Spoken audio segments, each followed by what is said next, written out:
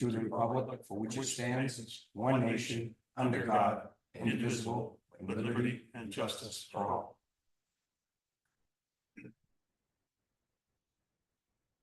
Thank you. Any changes to the agenda this evening? No. Okay, Make a we- motion, we accept the agenda as read. Second. All in favor? Aye. Aye. Aye. The public participation policy applies to all selectmen meetings. A copy of this is in the back of each agenda, posted outside this meeting room and on our website. Public input for 3 minutes on agenda items only. Seeing no one, we'll close the public input. We have we have No appointments. no appointments this evening. We'll go right to new business. New Hampshire DOT, Route 11 culvert replacement presentation.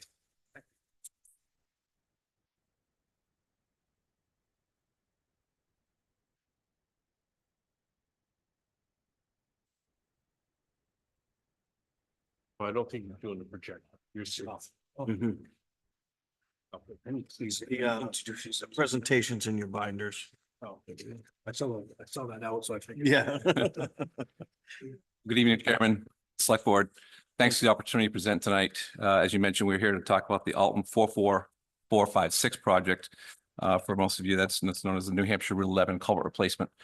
I'm sure you are familiar with the failure we had last year, July. So we're here to just give you a presentation and some status updates on that replacement of the culvert. So we did send along. Just for the record, can you guys just identify yourselves and stuff? So for the minutes. Yes, absolutely. Thank you very much. Yes. Sorry. And so no worries. And so my name is David Smith. I am the project manager for the New Hampshire DOT, leading this project through the project development phase right now, and then be overseeing it through construction as well. I have here with me tonight Chris Carucci. He's a design engineer. He's been developing the plans and work with me to reach out to the property owners, the town staff as well, and to develop this project so we can get it out to construction. So Chris is here with me tonight. Thank you. So a quick project background. As I mentioned, this is a culvert replacement project on Route 11. It's located about 700 feet north of Lakewood Drive, 225 feet south of Key Waden Drive. The project is funded 80% federal highway and 20% state. And the next slide or depiction in the slideshow is just simply, locating that culvert location. I'm sure you're all familiar with it. The next one shows a view looking south along Route 11. It's got Key Waden on the left, it has Mount Major Self-Storage on the right, and in the foreground, the location of that culvert. Mhm. Okay, and as we know, Route 11, it parallels or runs along the southerly portion of Lake Winnipesaukee. It's regionally significant arterial. It carries a fair amount of traffic, right? Certainly in the summertime, we see summertime vehicles reaching about the 10,000 vehicles per day threshold. And some holiday weekends, about 15,000 vehicles per day. And that's significant as we'll progress and talk about the solutions for construction here. And then, as we hit the off season, October, November, December timeframe, January, February, we're seeing volumes as low as 5,000 vehicles. You folks experience that drop off. The existing culvert is 4 foot wide, 6 foot high, 84 feet in length. Okay. It carries a perpetual stream under Route 11. The original section was built late 1800s, part of a railroad corridor. And it was constructed with stone slabs on the top and a stone structure supporting those slabs. The existing or the original part had a natural bottom. And then it was extended. It was extended in 1948, 8 foot on both ends, including the head walls and wing walls to give it that formal culvert configuration to convey that water through there. The concrete portions do have a concrete floor, and that's significant for the environmental folks. They like to see that natural bottom, so we call it out and we share that with folks for awareness. The culvert's very deep. So it's almost 20 feet down from the surface of the roadway, all right? 19 and a half feet from the roadway down to that stream bed. And it's located about 500 feet upstream of Lake Winnipesaukee. Mentioned the failure, you folks experienced it most directly, July 16th of 2023. Storm event came through, we had some flooding on the upstream side. And the culvert failed, right? So it was a large sinkhole that was created in the middle of Route 11. Fortunately, we were able to respond, close the roadway down, and complete repairs in relatively quick fashion, right? So avoided any major damage, both assets and such. So what happened was that top slab, they separated the overlying material that sucked down into the culvert itself, washed downstream. Basically 100 feet or so downstream. And so that's what was experienced back in July of last year. Now, we'll talk a bit about our environmental efforts here. There's a significant amount of environmental efforts that we go through. And we need to meet all the requirements from the National Environmental Policy Act. One of those is relative to archaeology and those cultural aspects of this, in this case, the culvert and its presence there. If there's anybody, this is a federal highway rule and regulation, if there's anybody that would like to be engaged and involved with a consulting party, they can certainly contact Federal Highway and be engaged in that fashion. So we have to share that with folks. So doing our diligence there. But we also, again, touch on natural, cultural, and socioeconomic resources out there, the wetlands and endangered species and such. And so in doing our diligence, what we found is that there's no presence or no impact to the shoreland, the mapped floodplains, the prime wetlands. There's no contamination. There's no conservation properties. There's no invasive plants or species, and there's no impact to prairie resource areas. We've also, again, coordinated with the cultural and archaeological folks, that being NHDHR, and they found that there was no historic properties affected. So again, doing our diligence and no concerns for archaeology. Okay.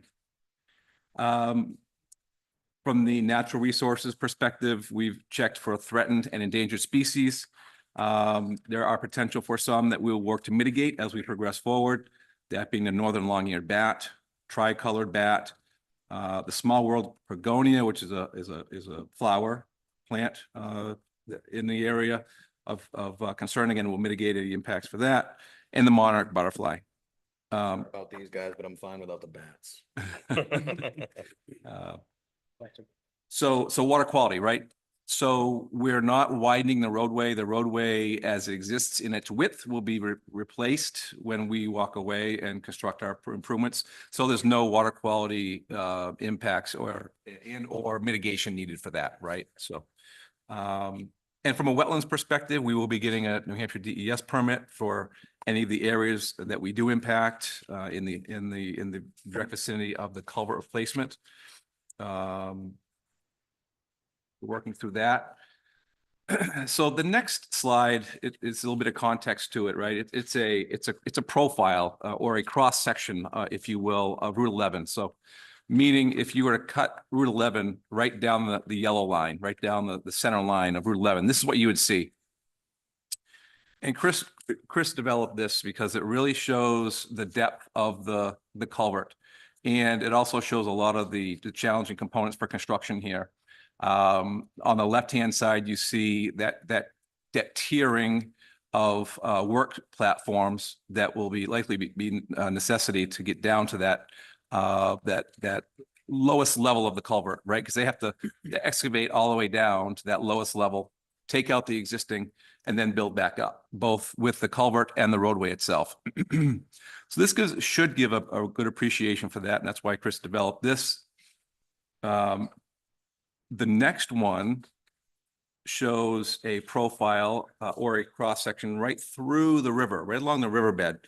Gives that different perspective. On the right-hand side, you can see the culvert with the roadway above it. There are 2-to-1 slopes that go from the head walls up to the roadway. 2-to-1 slopes are relatively steep. They're not recoverable. So at the top, we have got, right?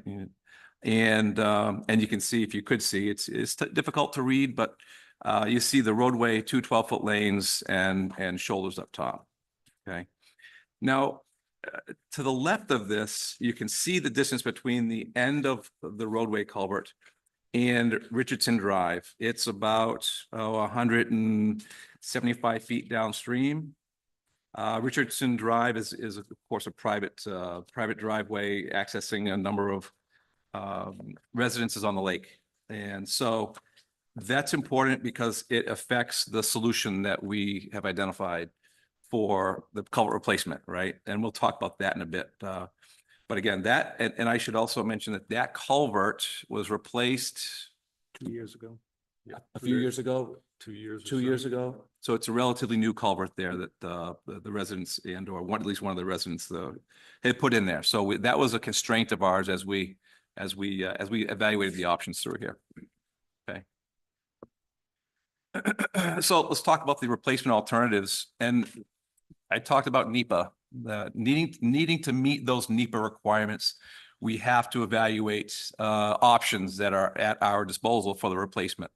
And this is where Chris really shines. He does a great job at assessing all the options and doing his diligence with the drainage.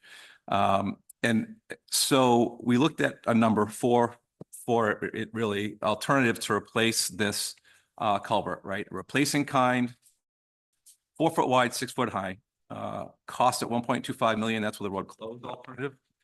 At the minimum impact to wetlands, minimum tree clearing, and shortest duration of 2.5 weeks.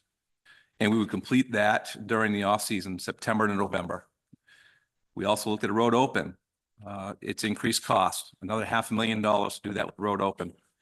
It has increased impact to wetlands, increased tree clearing, and it's a longer duration, about 3.5 months.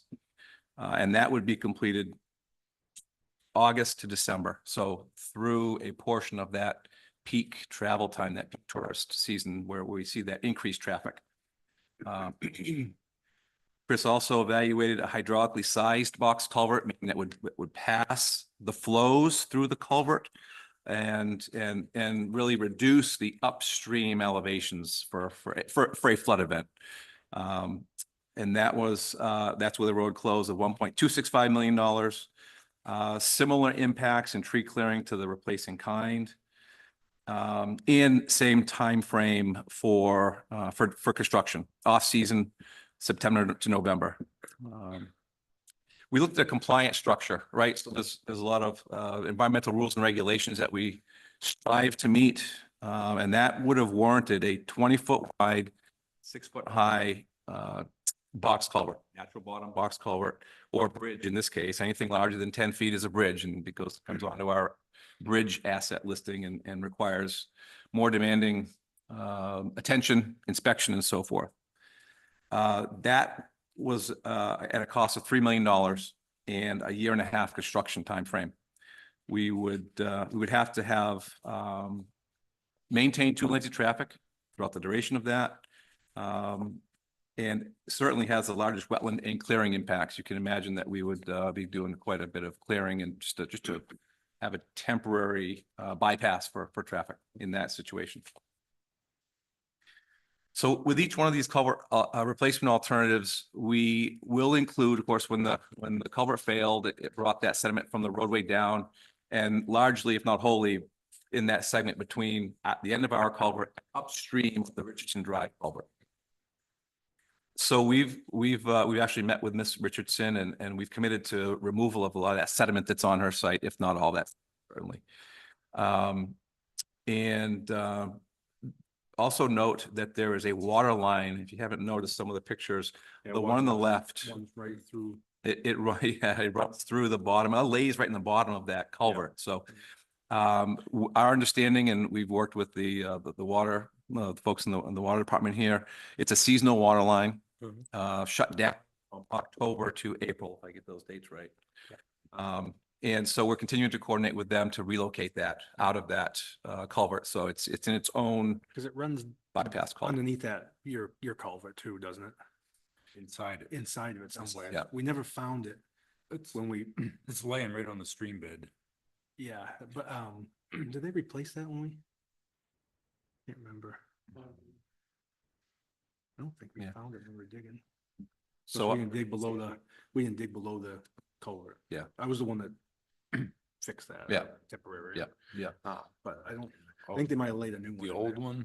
Yeah, I think one of the property owners said it was an old galvanized Yeah. pipe at one time. So Yeah. maybe that's abandoned now.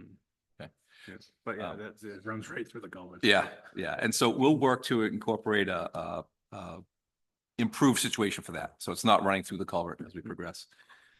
So as we look at these alternatives, they're the hydraulically sized and the compliant span bridges, just between the impacts and the costs, as well as the fact that that hydraulically sized culvert passes too much flow, right? So if we went with that culvert, it would have flooded that downstream area and pushed more flow, such that it topped the downstream culvert.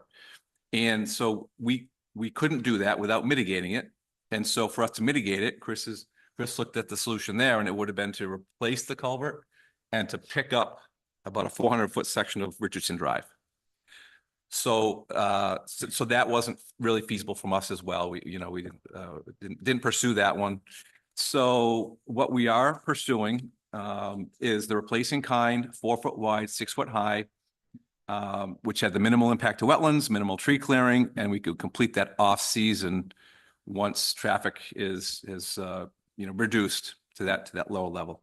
Road closed situation one? Yeah, that's what we're proposing, and I'll provide some additional insight on those.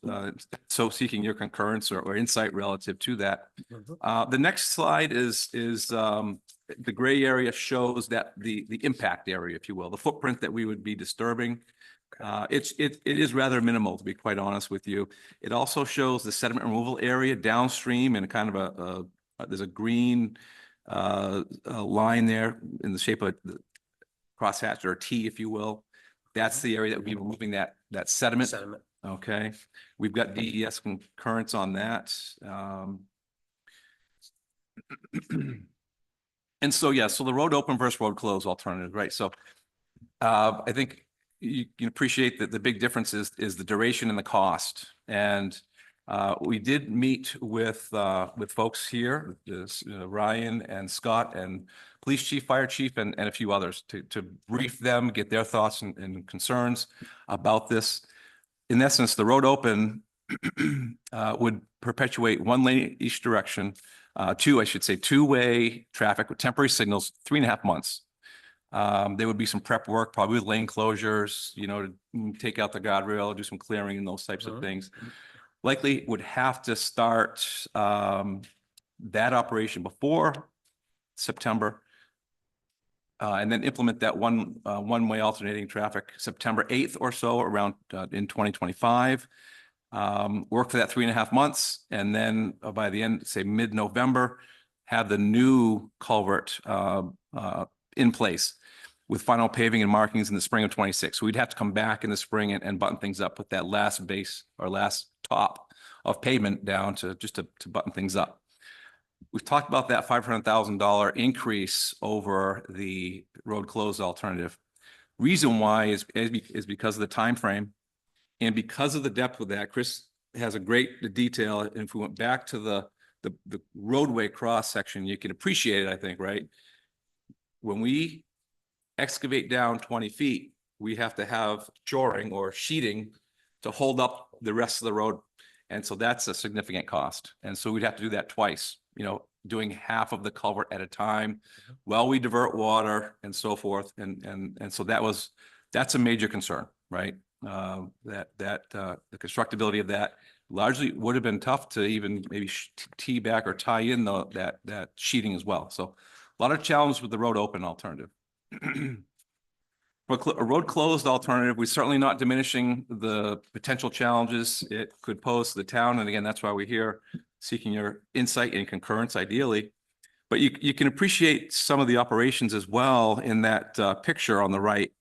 The need for staging. When you excavate down 20 feet, you also have to excavate, a fair amount on the approaches. And so we have to have an area to stage, lay down materials and so forth, and prep for the work. So the road close would take 2.5 weeks. We would dictate that in the construction documents that the contractor would have to dictate or identify a 2-week window when they would start and finish. And share that, of course, with the town, the DOT as they progress, so that they're not just out there doing things on their own at their own pace, right? As we look at the calendar for 2025, there's 2 timeframes: after Labor Day and before Columbus Day, and then the subsequent one after Columbus Day to mid-November. So the contractor would choose, ideally, right, one of those 2 timeframes to get this work done. Both certainly on the, say, the post-tourist peak for traffic. And at that time, we would have the roadway open to 2-way traffic by mid-November. And we didn't anticipate they would have to come back for that time frame, right? They could have it all done in November. If they selected the later closure period, there's a chance they could run into weather. Yeah. Temperature issues and have to come back and do the top coat in the spring. Yeah. It's all weather Makes sense. dependent. Yeah. These things. So, so it's the DOT's recommendation because of the duration and the cost that we would go forward with the road closed option. And we'll share in the next few slides, really share insight as to how we would mitigate traffic in the area and eliminate, hopefully the concerns of the select board and the public. And we can certainly come back and share with a broader audience as you folks would like us to, but. Okay. So the road close option, again, would be that 4x6 that perpetuates or maintains the flows as it exists through the current culvert. Again, we met April 8th with the town staff. We shared the cost savings, we shared the duration. We also committed to holding a public informational. We didn't feel now was the right time to do that, but we can do that if we want to have 2. But we felt having a public informational next summer, closer to when the time frame of the closure would be, to brief folks in the neighborhood, certainly, and those traveling through here, so that they'd be aware of it, right? Mhm. And we would certainly put out press releases and work to mitigate, through traffic in neighborhoods, which we'll touch on in a bit as well. But So this will be in 25. 2025, Yes. right? So Either one of the dates with the 2-week window. either one of those 2.5-week windows, right? And so, Completion in 2026. well, If you need if we need For to, the top. if we need So, to, the contractors are really good. The contractors want to get in and get out as well, Mhm. and that Oh, was our thought as we talked with the town staff and they'd like to mobilize. So they'll Okay. do their diligence and get in and get out. Done all. Just of it. those Yeah. stupid snowstorms we have in November, if we Right. have them, those are Right. the only things that Yeah, it could happen. messes Yeah. up. They close, they slow down on asphalt and you don't get a good pave when it's cold anyway. Right. So, Right. So with that road closure, right, the challenging segment would be, say, in town, you take that right at the Rand Hill Road intersection, you Mhm. continue north on 11, that's kind of a pivotal point for us. So in order to redirect traffic prior to getting there, our recommendation, our thought was that we would use state road detours and get them peeled off using the 140, 107 and Route 3 detour to get them around the site. Okay, and that's probably for your through travelers that are going north, to those points north of the culvert location, not those local folks. We would trailblaze that state route detour, with portable changeable message signs, probably locally here, and then along the corridor, to keep folks on that most efficient route for them.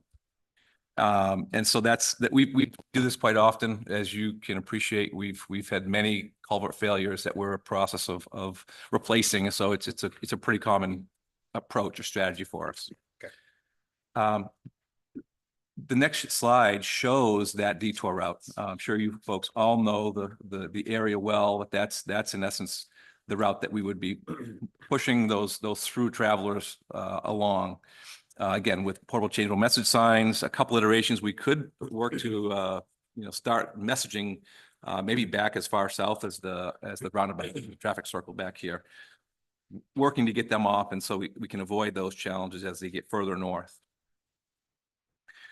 Knowing that local folks know the detours, right, or know the bypasses, which would be Rand Hill Road, we would also have a strategy to push folks that do get up through there onto Rand Hill Road. Do the same thing. We would trailblaze along Rand Hill Road and make sure that folks knew where they were going. And again, that pivotal intersection is the one right at that elbow, right in town, that hard right as you continue north on 11. What we do there is direct them straight ahead on Rand Hill Road. Those folks coming south, we would have a stop bar there. And we'll talk about other controls with our traffic group to make sure we get it right. Because what we don't want is those folks that are used to coming south just continuing to left turn. So we've talked about a flashing signal, temporary signals or in some fashion, but we'll make sure we get that right because we don't want to have any incidents there. But that would be the movement. Southbound folks would be stopped at that intersection. Folks that are going north continue straight across and go right to Rand Road. So as a matter of trying to be sensitive to Rand Hill Road itself, we committed to, if you folks think it's appropriate, there was some discussion relative to it. We could put a double yellow down the middle, delineate, better delineate traffic, two-way traffic on that roadway. We could even put white edge lines down there to act as that fog line so that folks, it's a secondary road, right? So it has that nature to it. If you folks felt that it'd be worthwhile, we could put a white edge line down there. Okay. And we could certainly do that. When we talked, Ryan, right, we talked about the fact that if it's done once, right, it may want to be done perpetually. And so we didn't want to put the town in a situation where they had to stripe it all the time, right, going forward. So we're sensitive to that as well. So that's why we follow you folks' direction on that. But we felt at least a double yellow would be wise given that detour there. And so the other kind of pivotal or important intersection is at the north end of Rand Hill Road where it ties in with Route 11, right? So we would envision putting a type 3 barricade and barrels across there to redirect southbound traffic onto Rand Hill Road. And there will be certainly folks that live or want to access the businesses, certainly the Richardson, Keewaydin Drive areas, access the self-storage. They could bypass that. They could slip by that, and they could access those locations. And so similarly going north, right? We wouldn't restrict people from going north, because you've got a lot of neighborhoods up there, right? Lakewood and Contentment and some other areas up there. We want to have those folks be able to access those areas. So we could do one of two things. We could either leave them open uncontrolled, but that may beg for people that get lost to use those side roads. Or we could do the same treatment there. We could put barrels there that kind of prohibit or push away those through folks and have those the folks that live in the area and the neighborhood just skirt by. So we could take that strategy. So we can follow that approach, either one, and certainly like to hear from you folks and what your thoughts are in that regard. But we want to be sensitive to those neighborhoods. We know that when we had the temporary repairs, those emergency repairs, that they were traffic pushed through there, and there was some concern, rightly so. We were in and out rather quickly. I think, how many days were we there? 3 days. 3 days. So, but certainly not diminishing, the fact that nobody wants to cut through traffic in the neighborhood, right? In the middle of summer too, so we had a lot of traffic. Right. So we are showing a map of that bypass area using Rand Hill Road.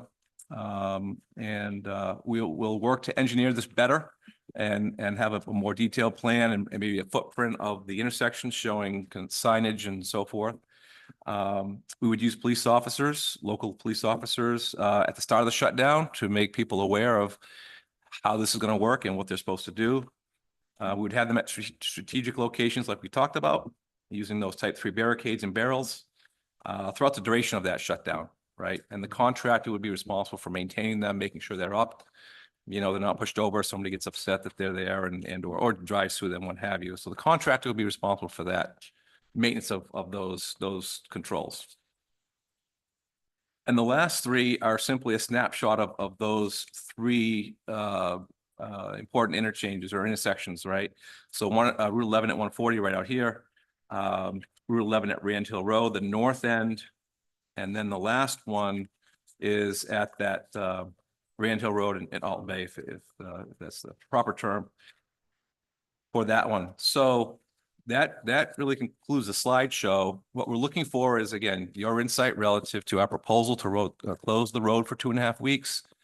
Concerns, and if you concur, that'd be great. We can discuss other options or challenges that we've experienced or at least looked into. What did Scott feel the integrity of Rand Hill Road was to be able to handle that abundance of traffic? I know it did when we had the 3-day shutdown. What was your thought on Rand Hill Road? Is it up to snuff to be able to handle that kind of 2-week, 2.5-week, 3-week span? Yeah, I mean, the road itself is in good condition. I mean, we did have some washout areas. Those pavement repairs were all made. They seem to be holding up fine. In those areas, we did talk about, in regards to highway markings. One item that the board may consider, because I assume this was an action of the board, to install the stop sign that was on Rand Hill Road at the intersection of Alton Mountain Road. I have no idea in my, other than probably people who are just blowing the stop sign coming down Alton Mountain Road. Not paying attention, so they threw that sign up. But that it potentially can cause some, when you end up having a large volume of traffic coming through there, may become an issue. I agree. There's certainly enhancements that can be done to Alton Mountain Road to help, there's a lot of things that have changed now with stop signs that you can, double post, you can mark stop aheads, you can illuminate if you need to, and, there's some things that can be done there. That would be a more fitting application versus having that on the through road of Rand Hill Road. And once again, you guys would know the history better than I. How that came about. So what you're saying, Consider. There's a stop sign.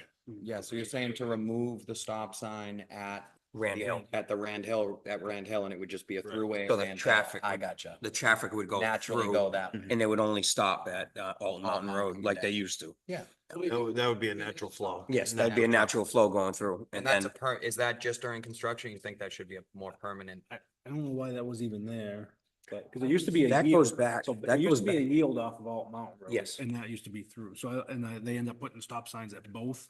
And we didn't have that many yet. And that was I back. put that sign in. That was probably when back. Kenny was there. Yeah. I So put was it it in. 2018, I think what it was 2017. is the yield sign caused confusion. Yes. And you had a lot of stop and go. Mm-hmm. So I think they put the stop sign up to try to just make everybody stop, but again, it just hindered But- natural traffic flow. But for this situation, and then maybe in the future, removing that stop sign might be the way to go and having just the The stop. at- natural flow. Okay, the but natural Rand Hill will take it, right? Right.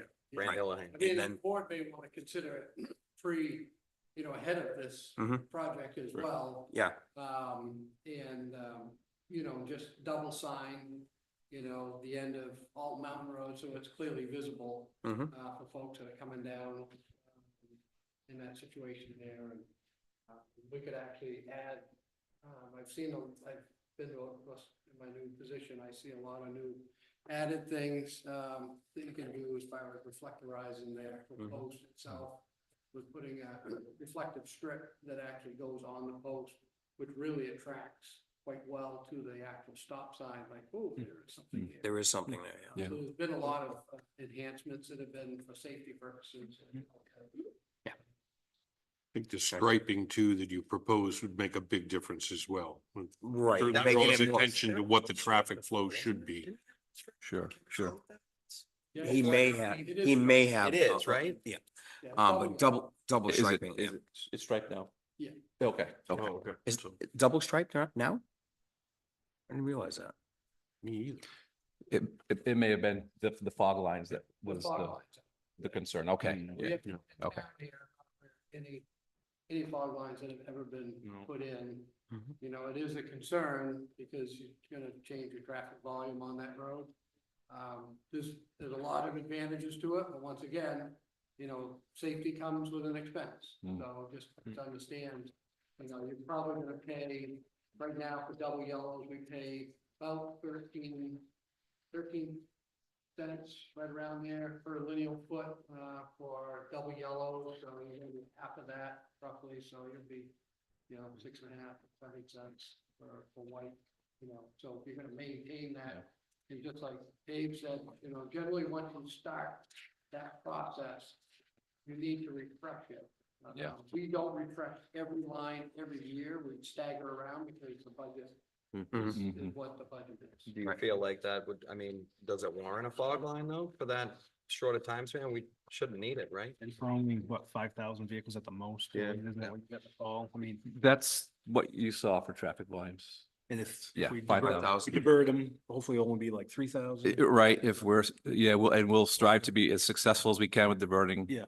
Yeah, so On hopefully it'll 140. minimize. On 140 as well. Yes, Yeah. 'Cause yes. You're gonna be diverting a lot more traffic that way as well. Hopefully, yeah. Yes, There'll be more that's the local goal. traffic going That's the goal, yeah. on that, so. Yeah.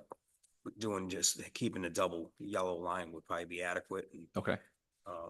in my opinion. Yeah, I agree. How do you address, or can you address the MapQuest Google issue that always sends people off regardless of what the signs say? Yeah, I don't recall if it was with our town staff meeting, but we have our a TISMO Bureau, Transportation Systems Management and Operations Group that we had planned on working with, and they have some connections with Google, and we're hoping that they can work to implement that detour, the state route detour, and the road closure into their system, 511 at least, and hopefully they have some broader outreach to get those folks that can make the change in Google and those other platforms to make it for that 2.5 week timeframe. That's our goal with that as well. Have you managed to do that on other projects? I don't know, have you been successful in that? I know we talked about that, but I haven't been involved with it. I haven't had a road closed in a few years, so this Oh, is relatively new to be able to manage the internet and the GPS for us. Yeah. We do have the opportunity through 511 and other local social media outlets to share that this is closed, and we'll take every opportunity through those measures. We know, of course, we know the folks at the TISMO Bureau will reach out to see what we can leverage on their end as far as that, and we can do that. and who makes the ultimate decision as far as which method to employ? Well, we're hoping that you folks concur with our proposal, and if you do, it's that simple. If you have concerns, and certainly appreciate hearing them, for the road open alternative, we would go back, we would assess, and we would then see where we wanted to go, and make a decision accordingly. So, we're not here to force anything on you. Certainly, we want to work collaboratively. And we're hoping that appreciates that get in, get out mentality. Well, you've done your research and you've done a lot of these. And the get in, get out method seems to me to be the most practical. It's a short window. It's the shortest route, if you will, to disruption in the neighborhoods and the surrounding traffic that's coming through, and diverting the traffic and not having to deal with the traffic while you're working. Yeah. Directly, other than Keywaden and Lakewood. Yeah. In that traffic coming through, and as long as that's properly marked for them to get in and out. Yeah. And diverting the rest of the out of town traffic it's gonna be a big plus. Yeah. The shortest road open option was like, what, 3.5 months, right? Is what I read. Yeah. Yeah. Yeah, I mean, I certainly appreciate the peel the Band-Aid off method, but I guess I'm struggling a little bit understanding why the road open option is more than 6 times the length of time. Realize it wouldn't be just twice the length, but is the intent to keep the head wall and outlet as is, where is, and basically connect A and B? Yeah, Yes, Chris, it go ahead. would be half of the time, but the real challenge here is the depth. So on your typical road where the culvert bottom is 10 feet deep, it's not too hard to drive those sheet piles down, keep the road where it is, and construct half of the culvert. Yeah. With this depth, the extent of that sheet piling and to keep it structurally sound is going to take a couple of weeks by itself before they even start. So, each one of these steps is increased in cost and time because of the depth. So on, like say, common roads, you know, road closed, road open is not that large of a difference. And especially on the bigger roads, we try to keep the roads open. We've successfully done sheet pile, you know, work before. The other issue is the water diversion. Because somehow you really can't, a lot of times we'll dig a temporary pipe, but you really can't dig a temporary pipe when you're 20-some feet deep. You would disrupt traffic as much putting a temporary pipe in. So somehow with this phase construction, they have to keep the water moving through the stream corridor while they're working in half of it. So they would almost have to put a temporary pipe in their work area every night and during every storm. So it's, again, lack of productivity and increased cost. In time. We, I don't know if you folks know, Jim Bowles. Jim Bowles is 35 years with the DOT in our construction bureau. Mhm. And their role is to oversee construction. And so they work hand in hand with the contractors, and Jim and our construction group are extremely knowledgeable. We did vet this out with Jim. Jim was on site during the emergency repairs, so he knows the culvert well. And Jim concurred, or even, shared with us as a 3.5 month timeframe. We do have a detailed schedule that was developed, from, it took into consideration every step from the clearing, removal of the guardrail, removing the pavement, and all the way down through to take it down and to bring it back up. And it resulted in that 3.5 month timeframe. Right. The other concern that I think we should seriously think about is the intersection at 11 and 140. That's a nightmare, traffic hours. And we got people that swerve around, heading north, that are swinging around into where the parking spaces are, and, so I don't know how that would be One of the addressed. biggest problems there is the 18-wheelers coming in and coming off of 140 onto Main Street and taking a right. Yeah. And they have to really take a wide turn to make that into the lane. Yeah, you're right. They go into the opposite lane there, so that's one thing that will be concerning. I agree with you. That northbound left Yes, on 11, making the left onto 140. And vice versa. Okay, Yeah, when they and come. vice, I'm talking about coming off of 140. okay, Entering into Main Street on Okay, Route 11 sure. and Yeah. turning right onto Route 11 Main Street, yeah, Headed to the circle. headed to the circle. They do Yeah. swing. They have to, extremely well. when they make that turn, an 18-wheel has to take up both lanes to make that turn. okay. Let us take a look at that. We can drop Chris, do you have the turn movement? I do. So what Chris can do, and we can share it with Scott as we progress along here. Certainly want to, offset any concerns. We can show a turning movement of a large vehicle, Mhm. tractor trailer from, both 140 going south and going into it as well. And if we need to, say, temporarily block off, and I expect it's a perpetual concern, right? And we can work with the town to assess that, to see what could be done on a full-time basis, right? And if it means, putting in some delineation there, losing a parking spot or something, we can work with you. We can show you what we're finding with those large vehicle turning movements, if that would be amenable to you folks. Yeah. Give you some of that insight. Fortunately, we have parking actually on both sides on Monument Square. Yeah, There's parking there and there's But not that parking close. yeah. But not close, not in front of the monument. not in front of, but what I'm saying is, well, in front of the monument, there are parking spaces. I thought it went past the doors. Is it right in front? No, there's parking there and there's parking in front of Gilman Museum. But and like he's saying, if couple of those parking spaces were utilized for the through traffic. Yeah, I don't think there's parking. What's that? Not in front of Gil. No, there isn't, no.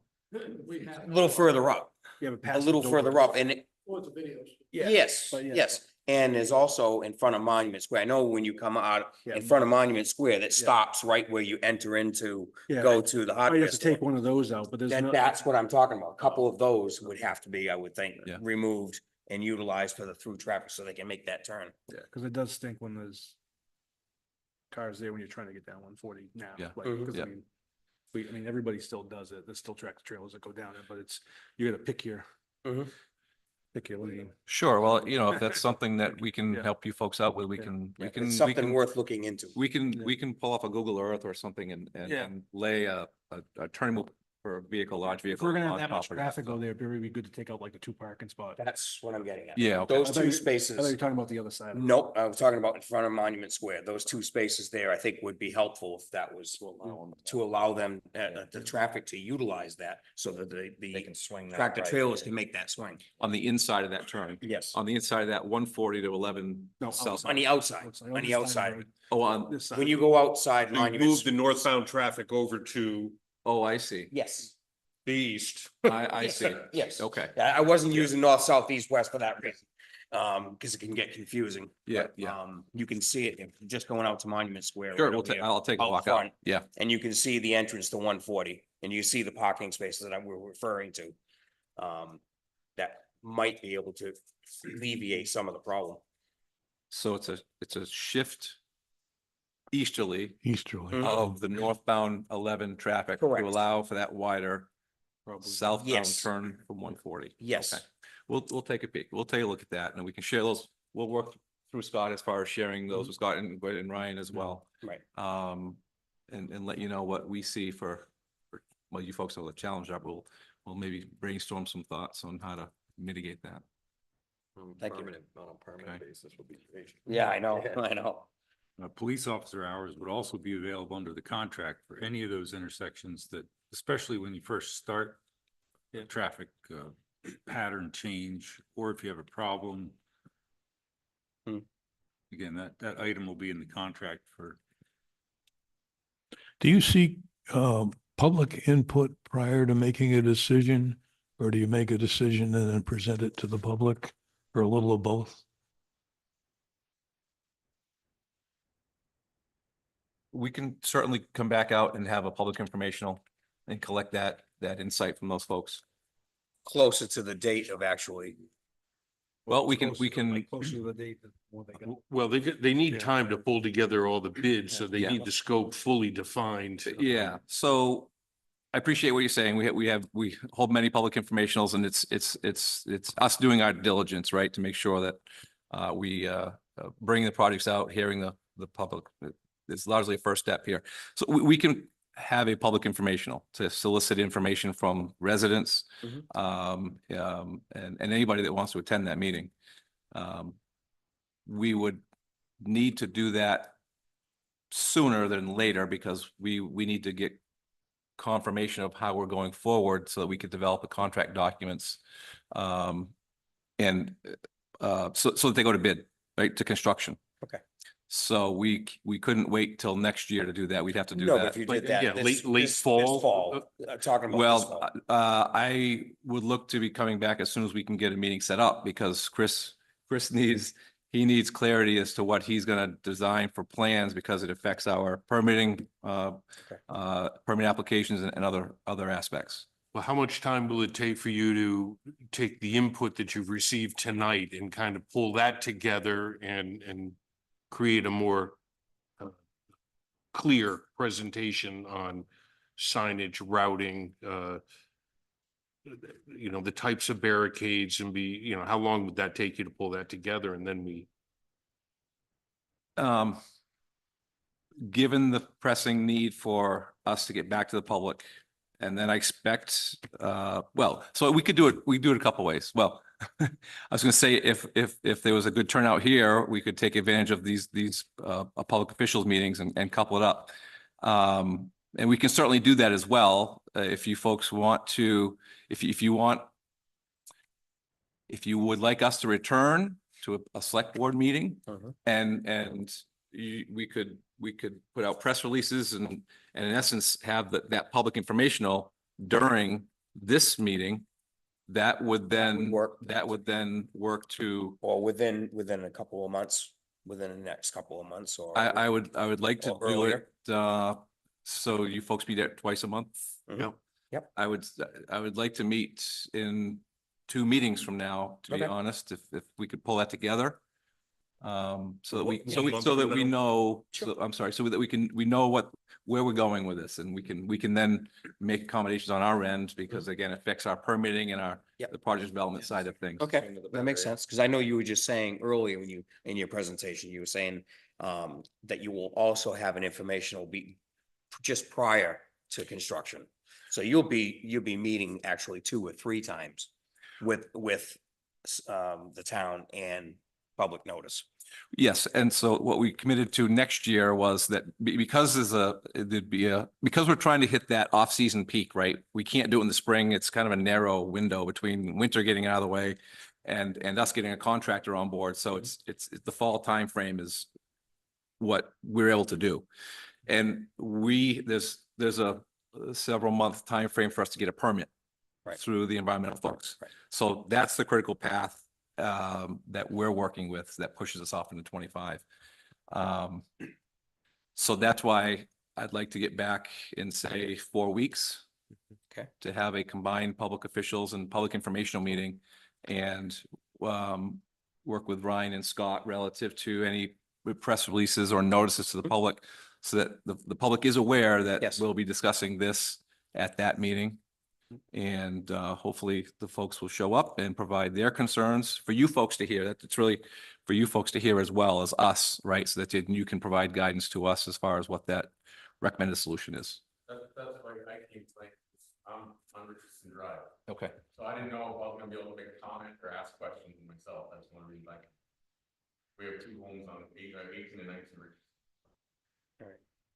I'll connect after if you're available and willing. Yeah, that'd be great.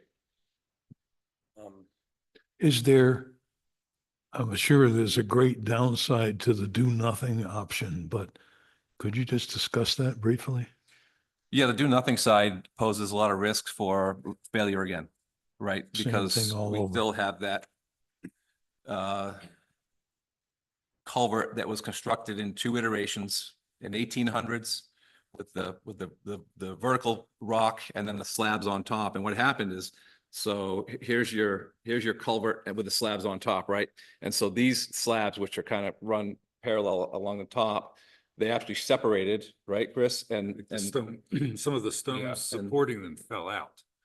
And then the slabs fell down and separated. And some of those stones are actually still in the stream bed. So if you look in that culvert, you don't see 4x6 Yeah. anymore, and it's It was, we ponding. patched it. It was a patch. Yeah, It was a yes. patch to get out of currently, there and that's, so it's, yeah, you can't not do anything. with that. Currently ponding about 2 feet of water at the inlet because of that obstruction. Yeah, we got all the ones that were necessary and it was kind of a, you know how it goes. So there's a lot of risk there, Yeah, sir, a lot. with not doing anything. I think it's definitely, It'd be loss of funding. And does Definitely your need to do projected schedules make some kind of allowance for weather variation? Or do you assume good weather or we're going to work good or not good?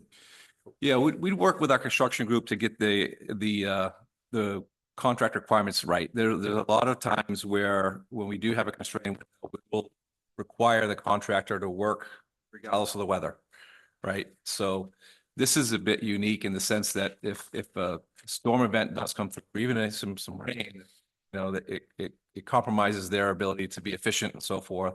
But we'll work with our construction group and we'll get that right. And remember, they do have 2 windows to construct it with the road closure option. With the road open option, they are there and they're committed for that 3.5 month time frame. And yeah, it's a challenging perspective in that regard. Yeah. so is there anything else you need from the town at this time? I think I think they probably want the okay to do the road closure, right? Sorry, At this stage, or you're gonna be coming back? yeah, but he's. Well, so that What was do you my need tonight? understanding. So what I'm understanding is the town would like us to come back in 4 weeks and have a public informational Yes, at your public officials meeting, right? At your select board meeting. yes. We would go through and give us a similar or same presentation. And at that time, expect that there would be folks in the audience that would want to have an opportunity to share their concerns and support or against the road closure option. And with what the select board hears from that session, that the select board would make a decision, road closed or road open Mhm. solution at that point, and give us what your recommendation would Okay. be. So at the 4-week meeting, you'd like a decision as to road closed, road open, correct? If I just may suggest, Mr. Chairman, when we call it actually a public Public hearing. hearing, I was just gonna ask And that. schedule and notice Yeah. a public, because we can do a public hearing at like 6:05.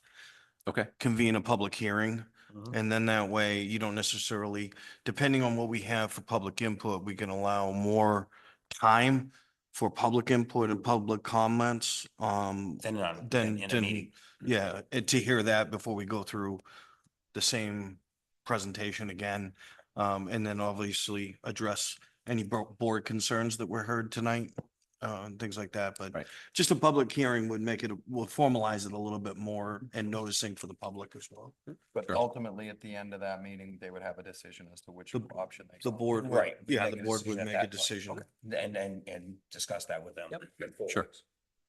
So. sure. And from our perspective, it'd be great if you could give us your guidance tonight. However, I expect you would all appreciate hearing from the public's perspective and Yes, help you weigh in on your ultimate decision. So we're Absolutely. certainly appreciate that. yeah, okay. Yeah. Any other questions from anybody on the board? No, a very thorough presentation, and we certainly appreciate having all the facts laid out, including the unpleasant ones. Okay. All right. Is there anything you need from the DOT relative to the public hearing? Another request again, Ryan, or how do you, what do you need No. from us? No, we'll go ahead and schedule it for the, the fourth Tuesday of June. I don't have that 25th. date. Yeah, Yeah, that sounds I that I sounds can right. email you with the exact date Okay. and time. We'll put it on the agenda. We don't need any other requests or anything. Okay, What's that? The 5th? 25th, sorry, 25th. yes. Okay. So it'll be the Fantastic. 25th. We'll notice the public hearing for 6:05. So okay, we'll convene the meeting and then go into the public hearing first. okay, But we'll go ahead and take care of the noticing on that. We'll post it on our website, and then any additional maybe press releases that you guys typically do. right. On your end, we'll hit everything on our end, maybe some social media accounts as well. Sure, that'd be great. Yeah, we'll share that press release with you both. Okay. Okay, and you can share it with the board. Sure. We'll work to share that with you before your next meeting, so you can Right. appreciate that as well as a lead up to the 25th meeting. From our perspective, it'd be great to have a slideshow to have, just had those visuals. Yes, for that would That be would be important. ideal. Yep. Okay. I think this worked, hopefully this worked okay for us tonight. Yes. Yes. Hopefully Oh, gave yeah. you a good appreciation of the need and what we've been through to bring, find solutions and bring them forward but the slideshow would certainly do more diligence relative. I think so. to, With the public, yeah. it would be. Yeah, yeah. I think so. Okay. No, I think Is- you've done your due diligence and you've explained well, your Yeah. intentions, what you intend to do and it gives us a little time to think about more about questions as Sure. well. Sure. As far as your presentation. Yeah. Other than just trying to think of things now, we'll have some concerns of the public as well. Absolutely. Scott it- and Ryan both have my contact information. As a matter of fact, it's on the last page of the slideshow, which you all have as well. So please feel free to give me a shout Okay. if you need to, Very with any thorough. new Thank you. questions and Is it feasible to put that information or some form of what you presented here tonight on the website somewhere where the public can see it ahead of time? we have a New Hampshire DOT website. We'll make sure this is up there, should be up there. It's a short week already, isn't it? So I expect by Friday, this will be up there on the New Hampshire DOT website. Oh, okay, great. Thank you. And hopefully an easy link to get to it. No offense, but that New Hampshire DOT website is a nightmare to navigate, so. Yeah. I'll make sure that it's easy. It'll be under a heading of this meeting and the date. I'll make sure it's as easy as I can within our website. Now, I can't say I'm going to overhaul our website, but I'll I'm work sure you're gonna do just fine. within my parameters to make that happen for you. All right, Thank you. That'll Drew. be great. Yeah. Perfect. Well, Okay. thank you very much for both of you coming out tonight and Appreciate it. presenting this. It looks like it's a well thought out program. But just so in closing with this, before we move on to the next item, so public knows, whoever's watching, June 25th is the time frame at 6:05 where they'll have a chance to voice their opinion. Yeah, it'll be a It's public formally hearing. Yeah, there'll be a stated right public- now in a meeting. But it'll also be, They have their chance. it'll also be notified. Yep. Properly with all Absolutely. the channels that we normally do. Okay. So, Okay, great. Sounds good. Yes. thank you very Thank you, much. gentlemen. Thanks, guys. Thank you. Have a good evening. Thank you. Okay, New Hampshire Electric Co-op, pole license, Frohawk Brook Road.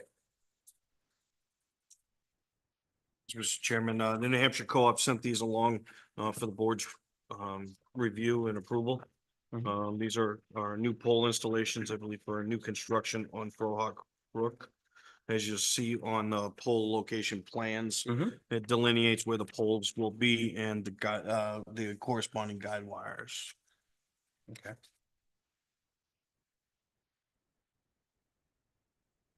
And one is Frohawk. One is Frohawk, and then Damon there was, Drive. there's a similar request for Damon Drive for new, that one's for new constructions as well. And that is also two poles. Yes.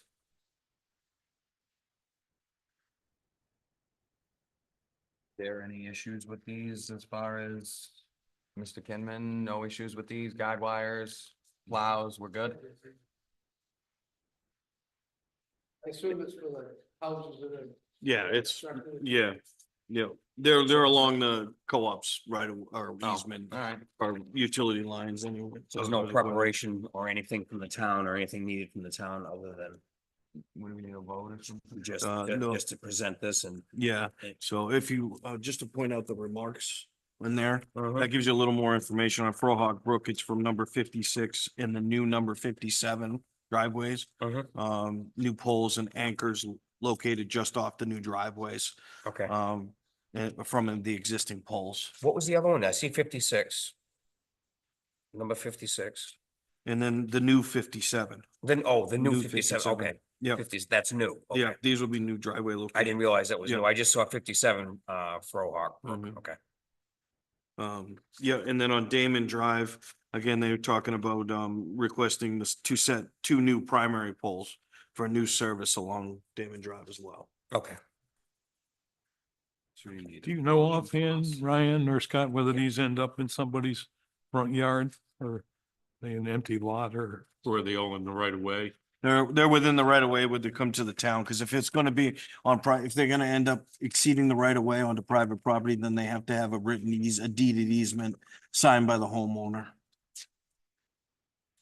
But we're not granting blanket approval. If that's the case, obviously, they've got to still pursue an easement if it goes onto private property. Absolutely. And that first page, which will require the board signature, if, to be recorded here, that sort of breaks it out a little bit more on what the board is authorizing, just the erecting and maintaining, structures, wires, cables, conduits. Right. Um, So in this particular case, this does not, It's- does not require a vote on this. This is just a signature of all three. no, That it would this will require require a a vote. majority vote, and then we Okay. just need, the signatures would be upon board approval. Okay. Make a motion to. Yeah. Is there any other questions, gentlemen? I make a motion that we accept the New Hampshire Electric Co-op new pole licensing both on Frohawk Brook Road, number 56 and 57, and Damon Drive. Do we have a second? Second. All in favor? Aye. Okay, Thank you, Mr. Strip. thank you. Electric co-op pole license in Damon Road, we already got that one. Fire department, central station repairs. Yes, Mr. Chairman, in your package, you had a memo from the fire chief. He had set this fire chief up, outlining 3 repairs. He's looking to do the central fire station. The dollar amounts on these repairs would be normally something that the department head would approve. But he's looking to use funds from the ambulance revolving account, which, I mean, excuse me, from the From building capital. improvements, capital Capital reserve, reserve. where those funds need to be approved by the Board of Selectmen as agents to expend. So one would be the replacement of the damaged overhead door for $1,011.85. Also a replacement of a broken tension spring on overhead door number 4, be $639.72. And then a replacement of 12 overhead lights. Current fixtures are inoperable due to ballast issues. Okay, And that one's 1,000. 13, yeah, $1,350. okay, and all taken out of the capital reserve. Fire department building improvement. Building improvement capital reserve, and they've also got, how many quotes? There's one quote, Just one- just one one quote quote? because it doesn't reach the limit Okay. of requiring any further quotes or anything. It's well under the threshold. Okay, Hey, Ryan, some utilities offer either rebates or even free transitions to LED lighting. I don't know if Eversource or the New Hampshire Cooperative have any programs like that, or if we can just take a quick look before diving in, because you might get those lights for nothing. Well, we just completed a program with the co-op on the Did town you? buildings. Uh-huh. Yes. And unfortunately, the program through the co-op that we utilize, they front the cost, but you end up paying for it on a rental fee or a service fee on the electric bill every month until it's paid for. That was correct me if I'm wrong on that one, but Scott had spearheaded that project last year through, we completed it last year, but like the museum, some fixtures in the town hall, on the first floor in the town hall, all those lights are motion censored. Yep. And same thing, they did some other ones. I can't remember where the other logo, there was, the conference center, the Pearson Road Conference Center. But Yeah, I think so. we saw a significant increase in the electrical bill for that service fee until it's paid off. We usually have a 3 to 4 year, 5 year. And I think the concern right now was that they didn't want to get into spending more money than just replacing what they had. Right. I did have a conversation with the fire chief because the question was, and the concern was, how close are we possibly to designing and going out to, a bond vote for a fire station? Because I know we've been working on that. And I did let him know that it would probably be better to do some of these minor repairs now, because where we're at budgetarily and everything else, it could be a few more years before we're able to take that plunge. Gotcha. Okay, thank you. I'm gonna make a motion. That we authorize the fire chief to expend from the fire department building and capital reserve account for the replacement of the 12 by 24 overhead door panel at a cost of $1,011.85. Replacement of the broken tension spring overhead door for $639.72. And replacement of the 12 lights, current fixtures inoperable for $1,350 for a total of $3,001.57. I'll second that. Any further discussion? All in favor? Aye. Aye.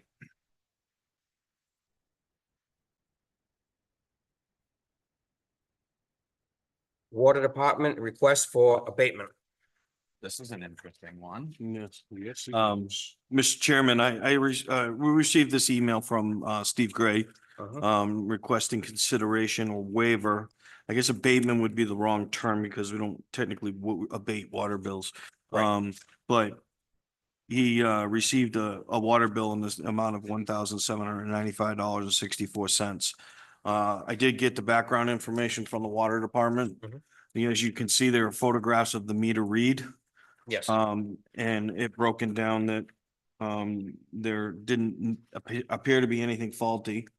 When questioned by Mr. Gray as to what could possibly be wrong, they did offer to pull the meter and have it tested mechanically. That's really the only option they have, is to pull the equipment and test to make sure there's not a faulty meter. He declined to allow them to do that or to have it done. I will say I did talk to the water department personnel that showed up to do the reading. And the personnel the employee had advised that this water, the bill itself is going through a tenant's unit. The second building behind the front building, Mhm. so it runs through one consecutive meter. And when they went out there was a garden hose run out to a fire pit location. All right. It wasn't running at the time, but there was indication that they were running a garden hose on a regular basis Wait a out there. minute, to the- so he, to look at this meter. He denied us being able to take the meter out and He- get it tested. He didn't deny, he just declined. He just They declined. He didn't offered, put the they bill. said, we'll offer to pull the meter and have it checked, which is standard what they do in case there's a large reading that doesn't make sense to rule out mechanical failure. To And be why would honest, he I think decline the that? only option here is the only way he's gonna get this done is if the meter goes out and gets tested. If the meter tests good, it's really out of our hands. If the meter tests bad, all right, we address it then. Right. But this would be one of those Could be. situations where the meter's going out to get tested, or you have to pay the water bill. I mean, I get it, it's a large amount, but there's. But he should. We he should trust have it. the water department to read the meters the right way. If they're Mhm. reading the meter the right way, which we know they are, the only option is to get the meter tested or pay the water bill.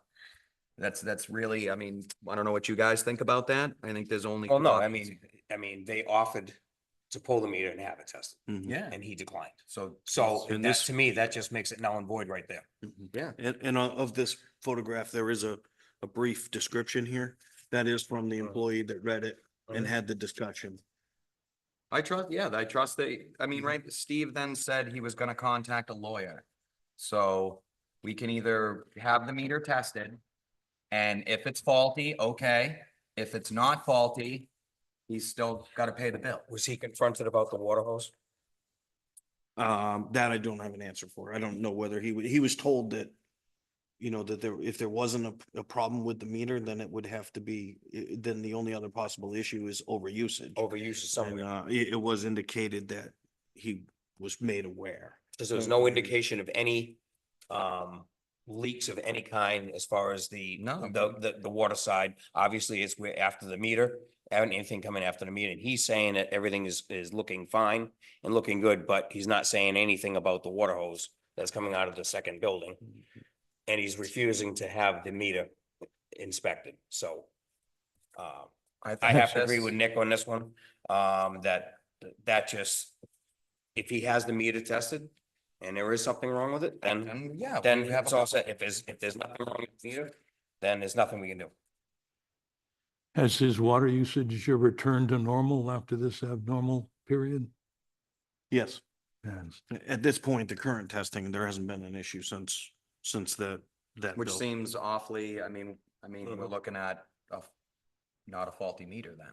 We're looking at an overusage for some Mhm. reason. We're looking at an Mhm. overusage. We've had these issues before where water goes through these meters and meters don't just temporarily go bad. They go bad or they don't. So, I mean, that's my thought on it. I mean, gentlemen. What's the consensus, guys? No, that's correct. I agree with you that the meters are either good or they're bad. Oh, that's They great. don't And it come needs to be back. tested. So pushing forward, here's the deal. If he agrees to have the meter sent out and tested, we will re-discuss if there's an issue with the meter. However, if he refuses to pull the meter and have it tested, he's responsible for the water bill.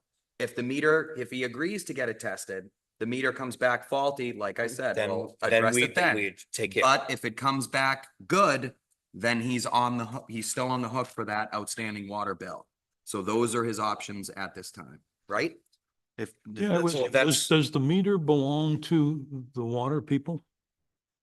Yes, Owned by the yes, water Yes, department. yes, the water department I would takes think care. that they'd have a right to go in there and take it out and It's a very replace gray it. area. Yeah. It's a They very still have to gray- go on private property to Yeah. go in there and, I mean, they still have to have permission to go in there and take it. My biggest concern is he denied access and then Yeah, said if it's- we there didn't you go. abate this, he was gonna contact a lawyer, which I really. So at this point, if everybody's in agreement, it's a, denied, basically denied, and. But we'll give him and the Give opportunity them the to pull the option, pull the meter. tell them to ask the water department to go back down there, pull the meter and have it tested. And then if there is a problem, just like what we were just discussing, then at that point it'd be addressed and he would be reimbursed or not, wouldn't have to pay that portion of that bill if we find out the meter was faulty. That seems reasonable. All right, Okay. that's that one. All right, We'll send notification. okay. Thank you. Does that require a motion and a vote, or is that just a? General consensus, I believe. Yeah, it'd be consensus because we're not, you don't need to take any action because currently right now he's responsible for the bill. Yes. If you were going to decrease it, reduce it or waive it for some reason, then that would require a majority vote. Okay. But with the consensus of the board, I will issue from the selectmen's offer, notice Mhm. of the board's consensus. Our consensus is for the water department to go back and pull the meter and have it tested, Mhm. if he wants us to go any further. Do we know, just out of curiosity, how many thousand gallons that overbilling represents? I mean, is it Niagara Falls or just, a dribbling hose? I have no idea. No, the only thing I can go off of from mine is to give you an example of a personal experience of my own. I had a rental unit last year that had a leak into a dirt crawl space under the unit. And the tenant had no idea. And when they read the bill, I got a $3,400 bill So it is within. with a leak. Uh-huh. So it's not, Doesn't take. it's not unfair. It doesn't take a much, to be honest with It you, adds up fast. to reach that point. Okay, Cool. thank you. Okay, under new business also, police department body worn cameras Chief, bring it on down. and public hearing. I'm sorry, body worn cameras. It was like. Cameras. What? Well, it says public hearing on the side of it. I guess Oh, no, ultimately, no. that's gonna be my request. Yeah, the request okay, for- that's- I'm sorry. I see the public hearing on the side of that. So I believe you all have a package that I give a lot of detailed information about the program of justification. In the interest of brevity, we'll try to get through it real quick. I gave you a little bit of a timeline.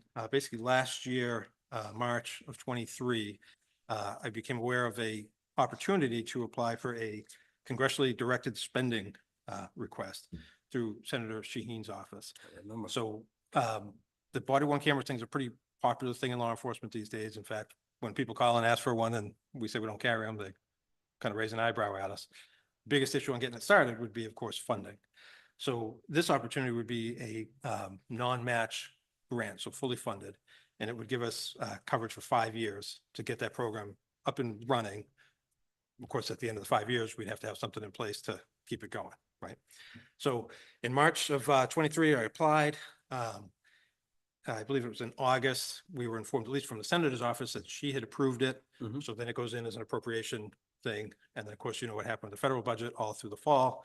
So we've been kind of in limbo. And then I think it was March 11th, we were finally informed that the funding had been approved and released to the Department of Justice, who would be the ones that would administer this grant process. And then in April, we got the invitation to apply for the actual grant. And so the grant is non-competitive. The money is there for us. This is just basically the vehicle for us to get to that money and have a contract in place and that we're going to use it for what we're saying we're using it for. So we're at that point that it was kind of the hurry up and wait type of thing. And now they're got us kind of in high speed. So I wanted to get before you to at least get your authorization to get that application signed in and submitted. And then in the discussion with town administrator, basically I'd have to ask for you guys to establish a public hearing, I guess because the amount. Yeah, basically the reason why this requires a public hearing, unlike some of the other grants, is this was not anticipated funding. This is unanticipated because the other grants we have are in our operating budget, like a highway safety grants that you, those are yearly grants. They don't require a public hearing because they're anticipated grant funding. This one's unanticipated, so it'd be like taking in any unanticipated funds from the state or like ARPA funds, all that stuff's unanticipated. So anything over $10,000, we have to have a public hearing to accept it. Is this one of those situations where at the end of the 5 years, we should have a, is it gonna be, how would we appropriate, like, do you know how much money it would gonna cost us per to year? replace these. Correct. And so part of this project is not just the body worn cameras. We're also going to be able to replace all of our tasers, which is another significant expense. So come 5 years, I don't think we're going to need the new tasers, maybe a couple, but I don't think we'll have to do that. So the numbers are going to go down a little bit compared to what we have because this is both projects kind of combined. My thought would be to either establish a CRF and start putting some money away so that we're ready at that 5 year mark, but also there's other grants. So there's state grants that are 50% match and that sort of stuff. So But we should put a CRF in place just in case, to have our to match. be able ready. to maintain Exactly. it. So if we. To be able to replace Yep. them when they, Right, we how- can- are they good for 5 years? So this is, it's like a Okay. subscription program. So they're gonna replace all the cameras at the end of that 5 years. The storage thing is gonna continue on because of course we're paying for that cloud storage all throughout. So that's we're front end paying for those 5 years. Mhm. You can do it as a year-to-year subscription as we go forward. So it would depend on what we have in the CRF and what we can secure for Okay. grant funding. To establish exactly what that is, we would want to start soon to start putting money away for that 5 year window, because we know it's coming. But it should help defray that cost and make it a little more manageable over time. And again, whatever grant is available, whether it's federal or a state grant, I mean, the big push is for cops to have these. Mhm. So the money should be there and should offset our ongoing costs. And establish a CRF for next year, right? Yeah. Right, and we don't have to throw a ton of money into it to get this started. to get it It's started. really to make sure that we have that match available. And I think ideally, if when we get to the end of the 5 year, let's sign on to another 5 year and have our money right there in that CRF and pay it. Would you be able to give us like an estimate of what every year you think would be a decent amount we'd have to put into that CRF to be able to maintain these things? I can't, I would have to just break down on the tape. So right now it's all grouped together. Yeah, yeah, to, yeah. For the Axon quote, but I could track that back a little bit and certainly, so I'm Just so we An put enough educated in number. there. Yeah, Right, just so we put exactly. enough in there. Yeah. Make sure to, if anything were to happen, we would still have that. If the grants didn't go through or something, we still have enough money. right. in there And to be we able to would have to maintain it. account for the 5 or 6% increase that Yep. they typically are going up per year. So by the time we get there, everything will be more expensive. So we just got to anticipate some of that. Be probably a Do you- CIP request, Oh, sorry. CIP, part of the CIP program. Right. Right, Maybe okay. that's it. These cameras and tasers, now this suggestion is from them as to what product you use or what company you use, or is that what you're So asking for? we looked at, we only looked at 2 companies Mhm. and the, by far, the ones in New Hampshire. So like, Utility was the other company we looked at. Mhm. State Police has them, Nashua PD has them, Hollis PD, kind of a popular one. They're a little bit different. So the Axon is the one that's kind of a square thing and it just mounts on your body and it just basically sits here.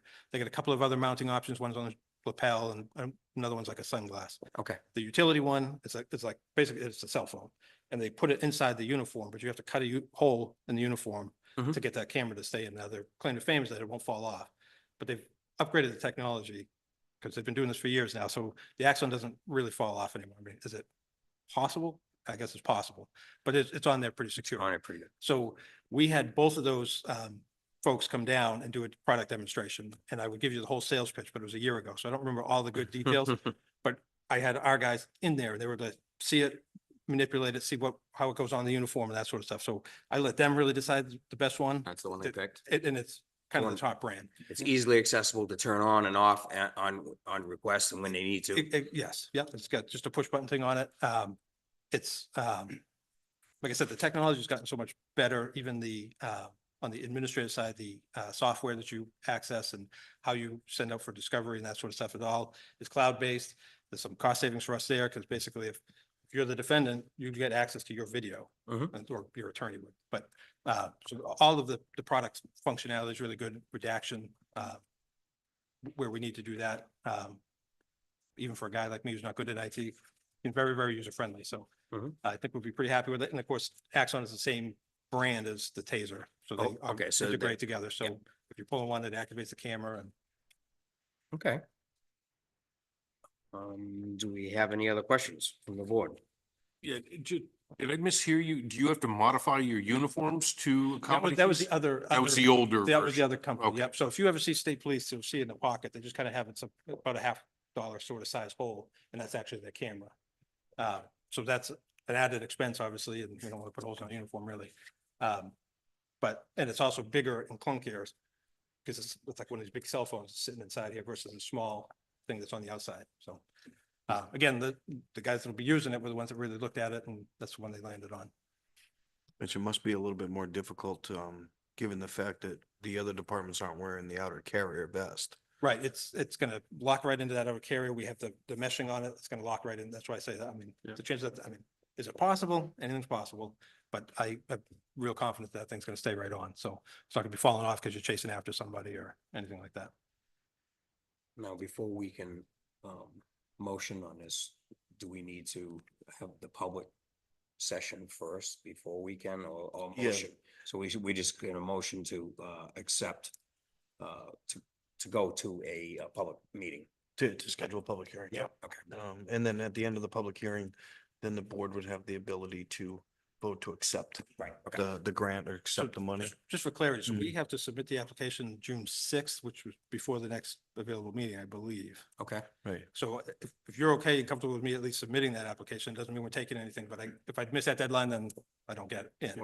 okay. So I just wanted to get that. Get that submitted. Yeah. Obviously contingent upon us holding that public hearing and getting that done. Right, so that, I'll put that in the motion. That would be great. I'll put that in the motion. So, in that case, if there's nothing else, then I'll make a motion to, move that we go to public, hearing on a grant application for body cam, worn cameras and tasers, contingent on acceptance, by the board. On June, what On is that? June, 11, the second? So is that? that'll be our the next meeting, June 11th? June 11th.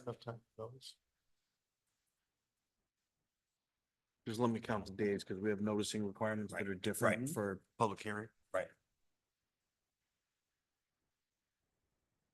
I think that motion was okay. I believe. Yeah. You're gonna add in that he can sign. Oh, yeah. You And can that, sign oh, it. That's the Yes. most important. Right. You Yep. can sign and say we're applying. And in that, Okay, June 11th. Yeah. We can notice it. for June 11th, a meeting, public meeting, and be notified by tomorrow. We're gonna notice it tomorrow. Notice it tomorrow. And also in that motion is to authorize the town administrator, to sign for the selectmen. No. Or you want wanted to sign? the- Do you need to to sign or approve do you the, need me? to- Yeah, I'd be signing as the applicant. When we get the contract, I need the governing body. Yes, and that's what I mean, So okay. the so con- we'll wait but to you- sign the contract, well, but application. application. If I can apply. Yes, That's what I want. and that you can apply for the application. I'll second that. All in favor? Aye. Aye. Getting tongue twisters here. Yeah. Okay, going into old business, police department, FY 24 highway safety grant adjustment. Yes, so you have previously approved that grant project for a total of $10,200. We became aware that they were doing a 75% match on some equipment, which is a little better than it usually is. So we took that opportunity to apply for both both are handheld, a radar and a LiDAR. Functionally speaking, they offer more than what we currently have in our cruisers. So the cruiser radars are fixed mounted, they're facing forward. We got the cone in the front and the back. And that limits you to basically traffic, be in line with traffic. And then you got to pull the whole U-turn out. And depending on which road you're in, it's perfectly fine. But sometimes you can't make that turn, or you got real short distances, like East Side Drive would be one of those ones that it's a little tough for that type of, you don't have the pull-offs to be able to run the radar. You're just kind of limited on what you can do. These handheld units would allow you to back in and be perpendicular to the road and kind of shoot out as you need to. The idea of doing both styles is two reasons. One is the LiDAR takes a separate certification, which a good portion of our department has currently, but not all yet. And then the radar, of course, we all get through the police academy. Functionally, there's some advantages to both. So the LiDAR versus the radar. So the radar emits a big radio wave. It hits the object, comes back, and the oscillation changes, and it measures the speed based on that. A LiDAR, it's going to pinpoint exactly the target that I'm going for. So if you can imagine on Route 28, let's say in the flats, and you've got a bunch of cars coming at you, one looks like it's going fast, the radar is reading, and it's going to spit back a couple different numbers, but really going to pick up the biggest or the closest. But the LiDAR, I can pick the car six back, and I could tell that car is going 78 or whatever it's doing. So that's an advantage of the LiDAR. It kind of gives you longer range. The new technology with it now even does a calculation for following too close, which is one of the complaints we hear about a lot. I'm not trained in it, so I'm not 100% fluent on how that works, but that's one of the new technology things that the LiDAR offers. The radar is a different thing. So if you can imagine being tucked into a driveway on East Side Drive, where you got a couple of hills and curves, the LiDAR is meant to aim. And by the time that car comes up to try to get the aim and the reading, it's going to be tough. The radar unit would allow you to pick that up as soon as he comes into view. So the two have the strengths and weaknesses, which is why we went for both. And it's really because it's a 75% reimbursement on it. So with that, on page 2 of my submission, you see the breakdown of the cost, so you see the total equipment for the two items would be $4,265. We would get reimbursed for $3,198.76. So our output would be $1,066.24. And my recommendation would be that we process that through the police detail revolving account, because that could be used for cruiser equipment. So if you're agreeable to it, what I would be looking for the board to do, motion wise, is if you see below that table, it would be requesting an adjustment to the fiscal year 24 New Hampshire Office of Highway Safety Grant 24-004 from a total contract of $10,200 to a new total contract of $13,398.76. And then that you would specifically authorize Ryan to sign on behalf of the board, that new contract agreement. And again, to process that through the highway safety, so it wouldn't impact the operating budget. Does this mean there's any savings in the equipment outfitting of the cruisers that we talked about last time? So that's one of the items that we can transfer. So the ones that would come out of the old car is going to go into the new car, but they're just the fixed mounted ones. So that's transferable. So we would reuse this. This is for if you're doing a specific sort of traffic, like if you want to go set up on 28 and you're trying to hit the flats, or if we're hitting East Side Drive, which is one of the areas we're going to be hitting real hard real soon, because this time of year is when it really gets busy. That would be a great tool to have, because there's only a couple of pull-offs that we can do, and then you got to swing all the way U-turn versus a quick left or right. So this is going to be, each of these items would be portable to different cars. So Okay. everybody would have a chance to use So it. it's not mounted in a single car. Correct. It's, I know the handheld obviously is portable, but Right. the other So one literally is. you can keep it in a cruiser bag and pull it out as you need it. And so you can change positions and do different things. So All right. And keep an eye on that white Volvo on East Side Drive that was right up my butt this morning. East Side, that is the road. I don't That drive was a me. white You didn't Volvo. wave. Whoa. Oh, I waved. Okay.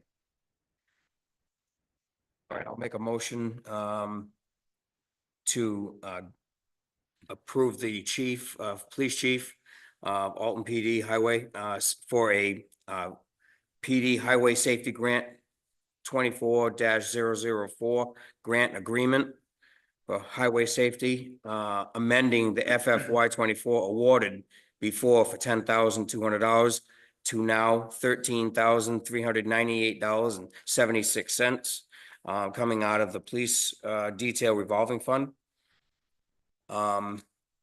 With the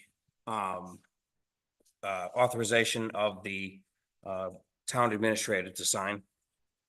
Second that. All in favor? Aye. Aye. Aye. Right. Thank you, gentlemen. Thank you. Thank you. See you on the 11th. Okay. DPW 2024 aggregate contract extension. He's got it. Evening.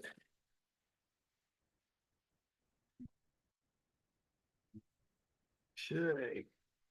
So our aggregate contract, which had been pre-existing prior to my arrival, actually, it started my first year. Ken had already done that. And so it came up on this now needs to either be renewed or put back out to bid in that situation there. The amount that normally would be purchased in a general calendar year wouldn't meet the threshold for going out for public bid again, because it'd be under $30,000. So we did reach out and actually do look for other quotes and comparisons on pricing. This neck of the woods, believe it or not, is very difficult to get spec material for us out there, and actually spec material right now is very, very limited, never mind the material at all. So we did do some comparisons, looked around a little bit, and returned back to our, who has been a very good supplier and has worked very, very well with us, which is Northeast Earth. And I have put together a recommendation here to extend that contract to them with their modifications to their pricing. Once again, those modifications for pricing basically come because they do truck the material to our facility, for our stockpiles. We will need to utilize, material as part of the closeout for the FEMA, on both, Mount Prospect or Prospect Mountain Road and also Much Ado Hill Road to close those out, which we'll be doing this summer, which will be applying gravel to that roadway after it's ditched. So, I would like to have the support of the board to move forward and extending that contract with the new, rates that they have provided. Just a question on the, what are you having crushed this year? So Jack doesn't feel that right now we have enough to actually crush, to make it worthwhile on the value. So he is, feels it probably ought to go into next year before, and see, what work's done. So they've just started actually, they're actually on Powder Mill Road. That's a road that's slated for paving. So we're going down there and cleaning up all the nuggets and things that are pushing up through the road and cleaning that kind of stuff up and doing some ditching in some areas there. There'll be a few culverts that'll have to be replaced. So those materials, of course, when we pull them out of the road bed, go into that crush pile. But right now, based on what we're seeing, since we're not doing complete reconstructions on roads, Yeah, you don't get. that we probably will be able to extend out into, next year, in order to actually process that pile. So. Okay. Scott, the recommendation lists a 2-year award and with a Yes. sum for 2024, 2025 to be open pending budget results or? Yeah, I mean, actually, no, I think you're looking at actually the catch basin one was a 2-year. But this is actually on the aggregate, so this would only be for 1 year Oh, I see. with the Okay. aggregate. Yeah, and I can speak to the 2-year on the next one. Make a motion? Okay, yep. I'll make a motion. We approve the contract extension to 2024 to Northeast Earth Mechanics for our aggregate. Second. Any further discussion? All in favor? Aye. I, Thank you.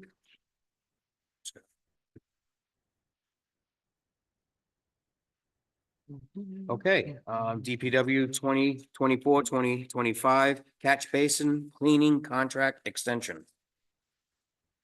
So the catch basin cleaning, once again, same process was undertaken. Once again, this is annually, is less than the threshold on the general bid amount. But we returned to our contract, which had just expired last year, from a 3-year contract, which was, with, Belmore Catch Basin Maintenance out of Bedford.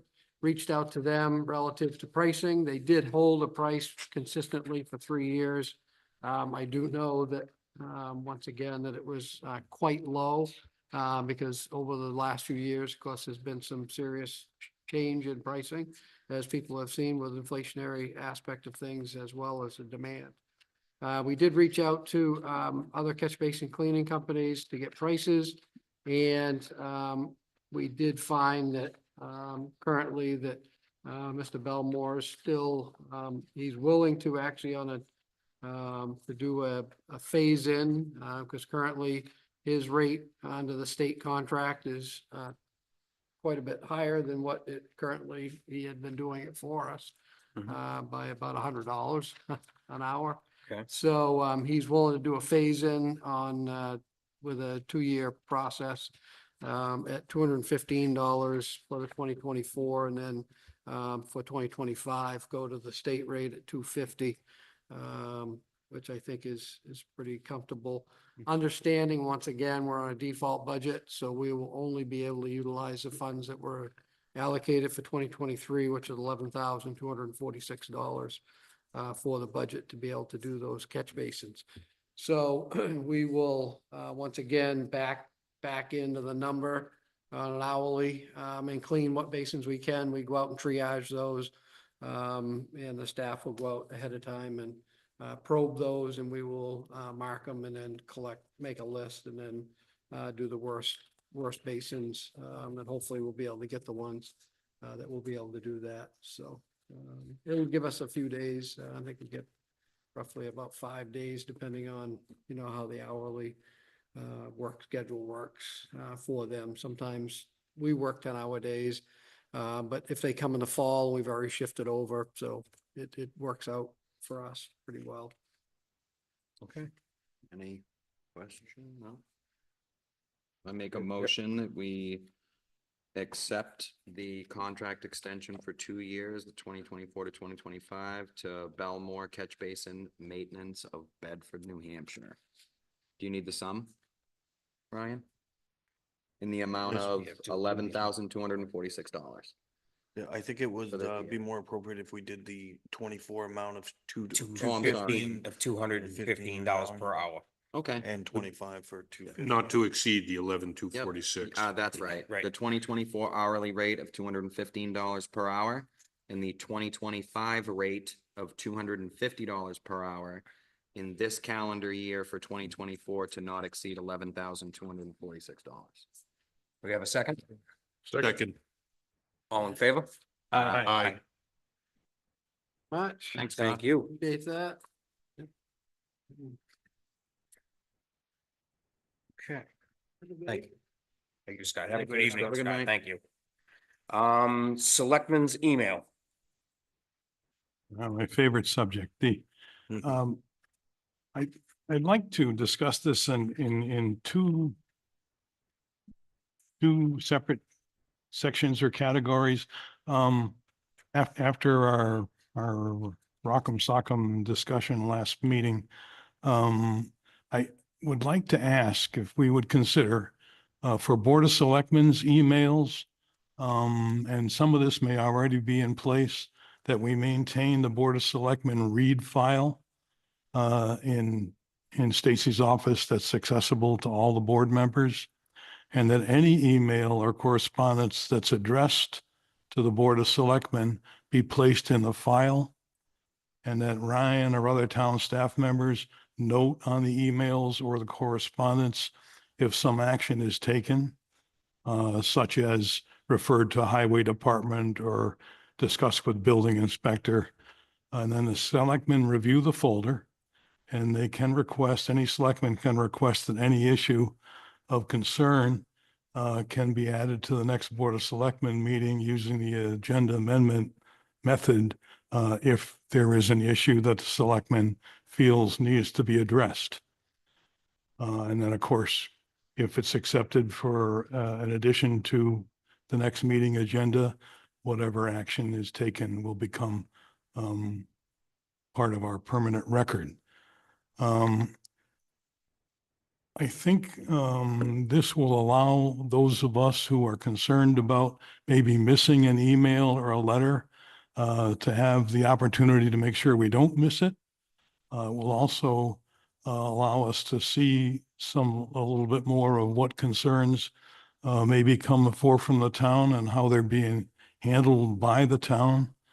And certainly then the additional opportunity to raise an issue, which I think will be rare if ever, if we see something that somehow doesn't seem right in terms of the action we've been taking. I don't know if that even requires a motion or if most of what I described is already in place, or if it's just a matter of agreeing, or of course, we can always disagree. I think a good portion that's already in play. Yeah. But I think another portion of it is we've got to be very, very careful of bringing out anything legally or names or anything like that coming out. And as far as legality concerns, bringing stuff in, it would have to be only in non-public. So I think that's a gray area, and I think you could elaborate more on that. So If you would. So I did have after we spoke the last time, I did, there was mention of discussing it with legal because of the 91A implications and also, well, there was the idea of a group email and the Board of Selectmen having just access to that. So I tossed a few ideas around with legal counsel just to get feedback or whatnot, and what you're stating tonight, obviously, a lot of that is in play. It's already. And that's not a problem. The only concern would be is that there are certain emails that come in. People sometimes send emails to the selectmen's email account because they don't know of any other place. Sure. And obviously there are some non-public issues that would be necessarily, if discussed, could not be discussed in public session, things of that nature. I would say the only thing right off the top of my head as a good example is part of our policy for the town on grievances or any sort of employee discipline is the Board of Selectmen is the last level of appeal. So that if it was if somebody were to bring a disciplinary action against an employee or a claim, I should say, it wouldn't be appropriate for the board to hear that or discuss that ahead of time because you are an appeal body. It alleviates the progressive discipline or levels of appeal in our grievance process that's adopted and outlined in the policy. But other than that, I mean, with the idea, it was a little more concerning to council about reading every email in public session without first basically vetting the topic and what we're dealing with. Because if you set a policy like that, we're going to read every email. You don't know what you're going to have in there. Exactly. And you're not going to have that opportunity to basically, vet the topic and make sure that it's appropriate for public session. But your idea of the read file, which the read file is established, having those emails, I think one of the things that we don't always do, but we can do more is just making the notation, like you said, referred to highway. Because a lot of those emails that come in are for specific departments. And again, they just don't know where to specifically send that. So the selectman's email becomes the catch-all for catch-all. that kind of thing. But I mean, as far as what you're proposing right now, I don't think that would be a far reach or a main concern, based on my discussions with legal. It was more the concern of just setting a blanket policy of reading in emails and topics, into public session. Now, if a specific issue comes out and we want to discuss it or whatnot, that would be a lot easier to, sort of corral or condense into a topic, so. One single topic. So a lot of it is already being done by the reading files that we have and the research that's done by us when we come in individually Mhm. and to look at things instead of bringing it up in every meeting and bringing up these and running into a possible issue legally. So I don't know if that answers your questions. Well, I or think it if that- answers my questions. I gotta be, and I hate to sound stupid here, but I have never seen the read file for the selectmen. It's right on a desk. It's right next to the folder on the desk. On the left-hand side, see this this Yeah, right here? This is yeah. it. And it's right alongside, this one here holds all the things that we have to sign. Right, But right yeah. alongside it, there's another one just like this with all the read file of everything that comes in for the selectmen. All your It's mail, right on the desk. all your mail correspondence is in there too. Okay. All right. Stuff that doesn't Learn raise to the something every level day. of an agenda meeting, but sort of an FYI or, Uh-huh. things like that. Those are all in that on the desk next to the Stacy folder. can show it to you the next time you're in there. When you're sitting at the desk, you'll have this file. And then right alongside it is all stacked with everything that's come in for the selectmen. Okay, well, that's good to know. All right. Well, that satisfies my concerns in that regard. And then the other issue that is perhaps a bit more complex is the question of the public being able to submit either by email or by correspondence information that they would like to have read into the record at a Board of Selectmen meeting. We have a policy, of course, that's very open, that allows people to appear before the board and comment either at the beginning of the meeting for agenda items or at the end of the meeting for any other item. And I think that's fine. I think it works. But I would like to make it possible for residents who, for any number of reasons, can't get to a meeting to express their views or their concerns or make inquiries.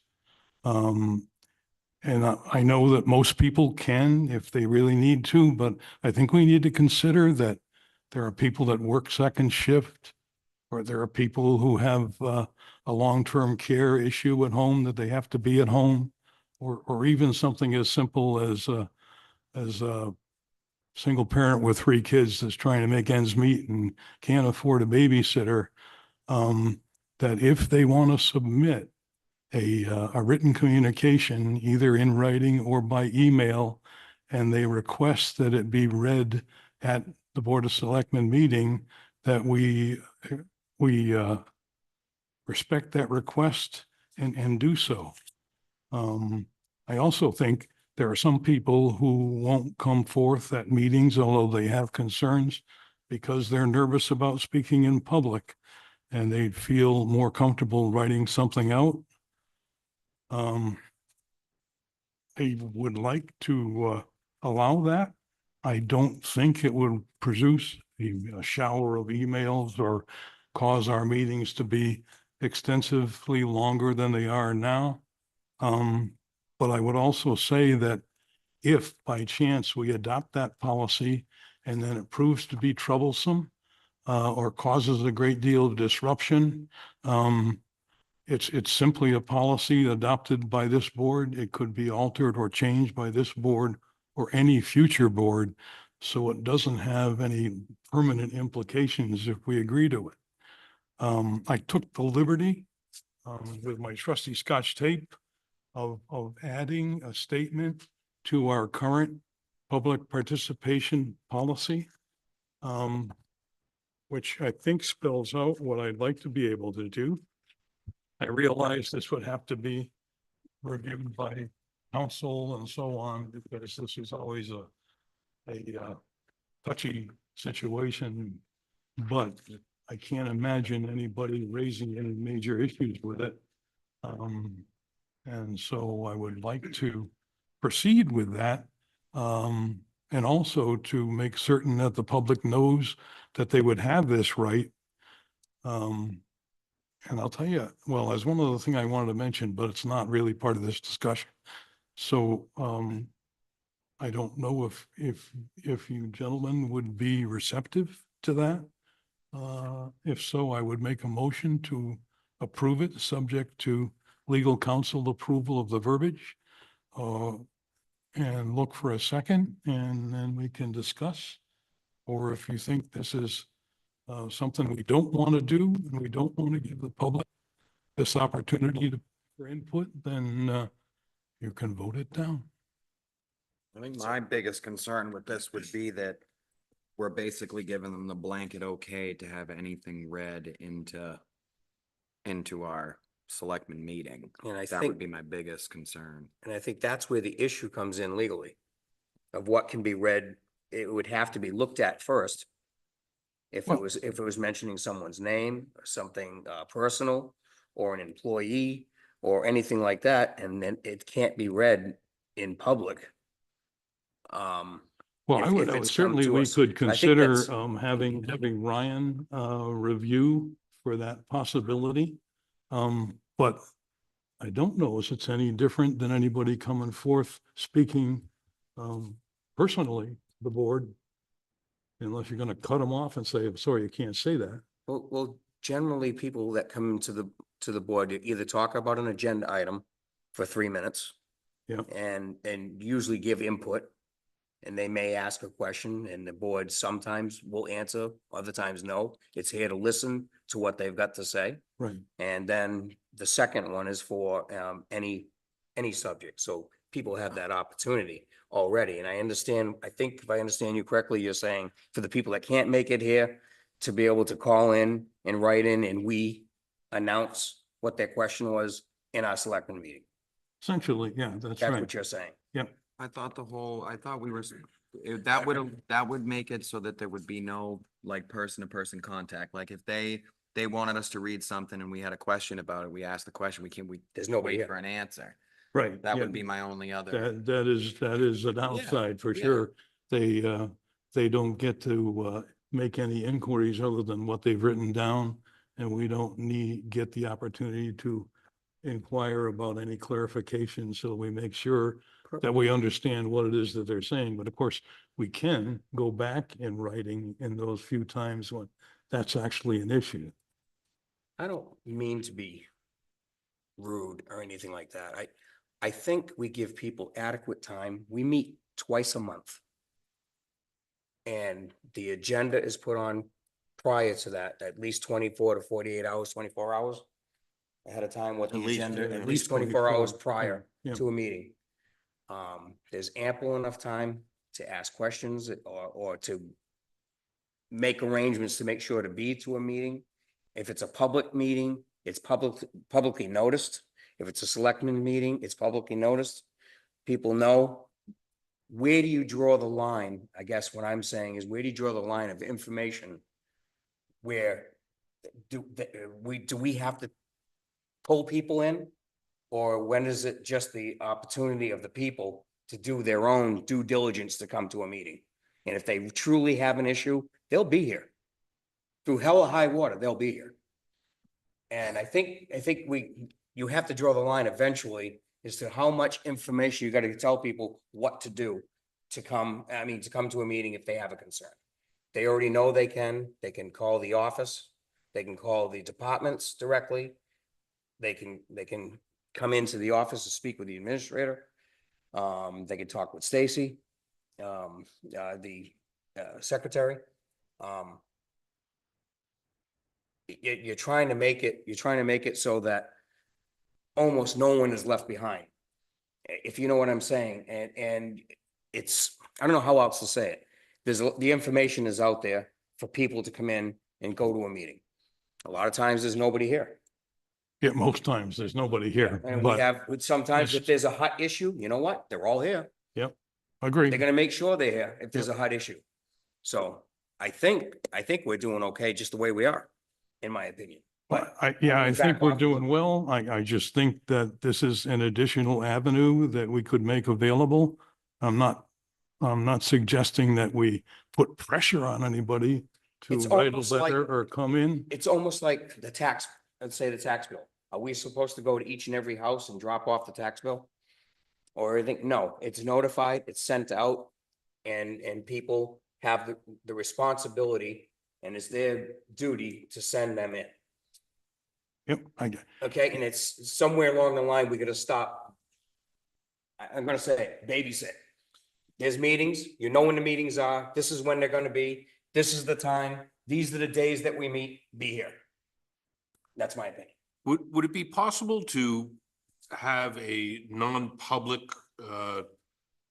workshop with town council?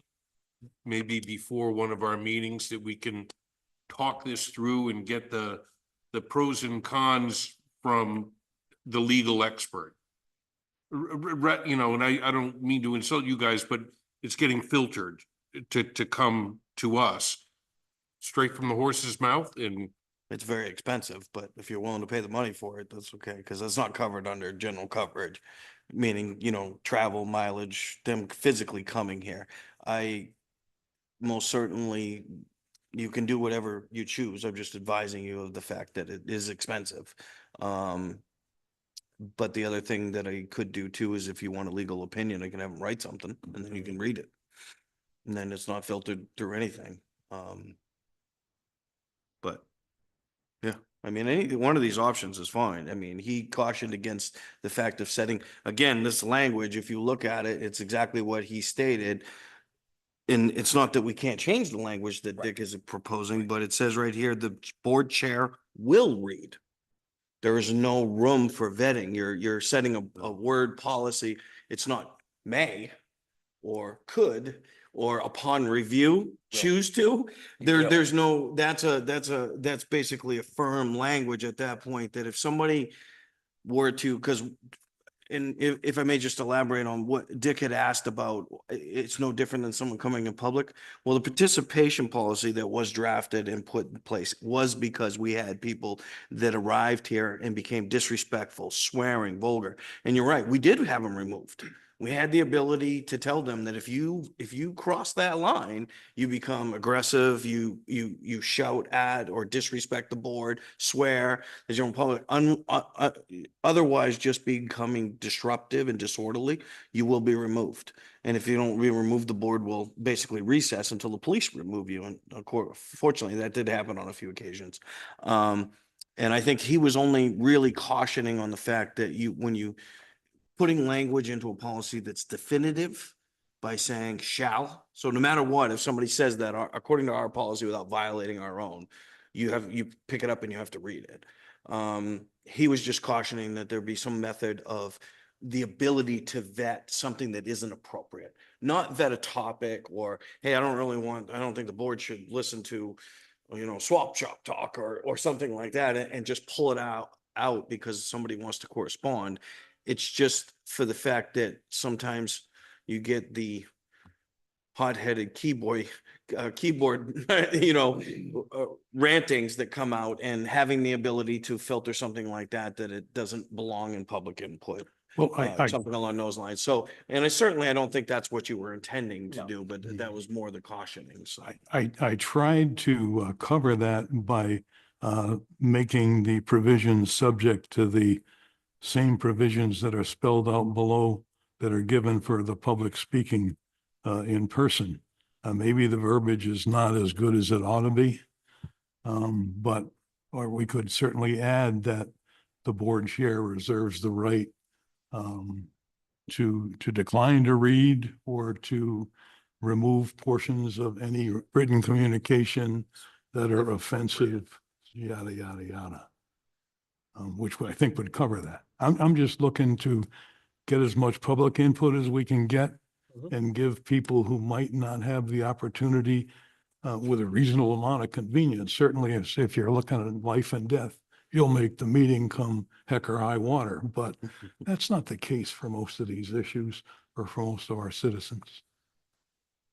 Do we offer the ability for if a citizen who is unable to attend a meeting, can they send a surrogate, to speak their piece? I mean, why Absolutely. not? absolutely. Yes. Anybody can get So up there and say, relative or a neighbor could come and voice that individual's absolutely. concerns. Yep, we've actually had parents come in and read one particular, we had to work that evening on an emergency services shift. And the parent came in and read a dictated letter saying, this is from my son and future daughter-in-law, and it was about building a property on a private road. But yes, absolutely, we do allow that and have allowed, and we've pretty much allowed just about anybody who has a real issue, even if they email in or do that, to address it. We got a bunch of emails so we have a couple of big topics that have been heard recently. One is the swap shop. The other one was the intersection stop signs at Yes. Valley Road and Stockbridge. So we have independent files of those where we ended up getting a lot of, hey, I'm in favor of the swap shop. Hey, I'm not in favor of it. Hey, this is emails. And they all went into that particular file because the board was actually hearing it in the agenda. So we enclosed them all in the request for a meeting, or in the case of the swap shop, we had a request for a meeting. Actually, we had a request from the resident on Stockbridge Corner to meet too. We heard that one too. So those ones were sort of unique situations where there were big issues that drew out a lot of correspondence. So we definitely don't try to refrain from any of that contact or putting that out there. It's pretty transparent. I mean, people can come in and ask questions and review anything publicly. And come in at certain times when there isn't a meeting or selectment meeting, they can come in during the day. I mean, my opinion is I don't think we really have a problem with any of this, like people doing it. I mean, you get emails, Mhm. we get, I don't, is there any particular, something that happened, why, No, somebody didn't no. get- Is there a lot of people it, calling? Yeah, that's People I was calling you wondering- and saying I they just can't wonder get if you were through? getting, No, calls. Oh. no, I oftentimes reach back to my previous experiences in another town, in another state. where written input was often received and very valuable. And I just think we're cutting ourselves and our constituents short if we say, if you can't get here, then we don't want to hear from you. Well, no, Well, that's not the case. Well, I never said, no, I don't want to hear from you. That's not what I'm saying. There are specific times and dates that you go to the meetings. Just like if you're gonna, you make appointments to go to your doctors, you make appointments to go here and there. Representative. You know, or a representative. There are set forth times that we are here, we are met, people come in, they're notified prior. There's avenues to do, if they miss a meeting, they can watch it on video. And they can come in, they can review what the meetings were, they can And they can still look, send look, emails. in. look at minutes. There's a lot of different ways, and they can send in emails. So all this is already covered, so I guess I'm confused as to how much more do you want to do? I mean, how much more information are you trying to give them or trying to get from them? well, this would not give them any. No, it's to information. get from them, Would if simply they have questions. give them another avenue to raise an issue or express an opinion Okay. or ask a question.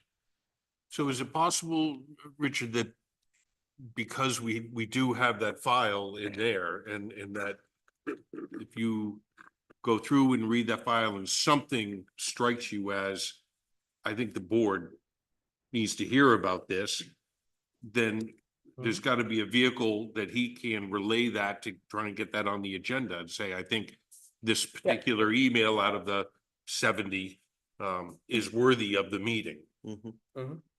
Yeah, and that mechanism, I think, would be the amendment to the agenda, which we can then vote on. The only problem is if you come in and you describe that you'd like to add an item to the agenda, in order to qualify it, you have to describe the item in detail, at which point you've essentially read the communication.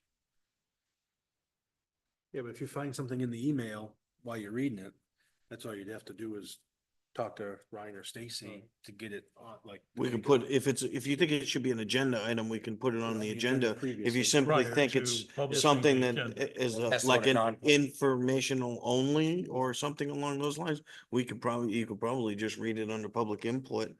Say you picked up something and it was a notice from a resident that you thought was like a good informational point for the public or whatnot, you could just ask to read it into record and then public input too.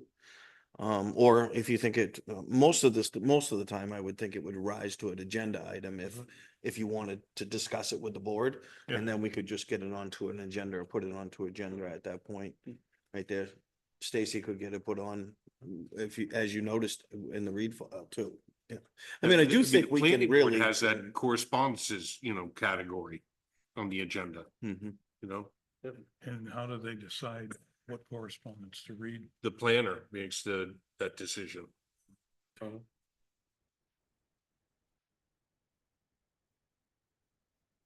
But planning board doesn't get hammered with quite as many items as select board does. You I'm missed sure. out on all. They the are fun. now. They are now, and so is in zoning. Yeah, yeah. Hey, don't smile that big. No, I think information Show. to the public is great. Of course, that has to be, and it has to be transparency and answer questions. But a lot of times when we do have a public input, we listen only. We're listening to what their concerns are and everything, and then we can discuss it at another meeting and discuss it. But usually when they come in public input, they're just telling us what they think and giving us their suggestions or their concerns. Mhm. Because Yep. we usually don't answer them right then and there. Okay, well, I made my pitch. I'd like to be able to receive communications from the public. I understand the discussion that we've had here. And I think we generally do a good job of receiving input. I think if we don't do this, we're cutting off or minimizing one possible source. And it could very well be, even if we agree to do this, that we never get an email or a letter. That's not unusual in small towns, but I can kind of sense here that if I made a motion, I might be the only one in favor. So rather than raise the issue further, I'll leave it at that. I would ask that we look at one other thing that I happen to notice on the public participation requirement, and that is item 8, or I guess it's G, I'm sorry. Okay. Which really should address the fact that you can talk to any item at the end of the meeting, but it really doesn't say that. It says they must first contact the selectman's office in writing to schedule an appointment. Public input is only allowed for items on the agenda. I don't think that's correct. Oh, I thought public input at the end was limited to 5 minutes per person on any governmental is. town business. It is, it is. Just above under And one But B. this, That is above, but when you get down to this one, On G, it says public input will be allowed only to. G slams the door. I think it just needs to be clarified. I think it needs to be cleaned up. I agree. 'Cause yep, G applies to the A, yes, Not the, I but not gotcha. B. not the second. What they're saying with G is that their public input is on any item you'd like to talk about. But what they're trying to specify is that that you're not, some people will get up here to try to use public input to discuss a matter. So if you look on the agenda, it says discretion action on requested appointments. Mhm. The reason that is put in there is that people cannot get up, bring up an issue or a topic that would require, because specifically public input is, I want to tell you how I feel and that's it. Mhm. There's not supposed to be a back and forth. Right. Board's not supposed to vote on an item, or take action on it. So if that's not clear, we can definitely work on clearing that out, but that's basically what the difference is in that, is it's stressing that an appointment is required for a non-agenda item, that's going to require a decision of the board. You don't want somebody to get up in public input and ask for a tax abatement or something along the lines that would require board action. Yeah, I agree. And I just think that we need to clean that up a little bit, because Okay. somebody who's looking to see what they can do will look at Okay. item B and say, oh, good, I can do that. And then get down to item G and say, oh, rats, I can't. Mhm. Okay.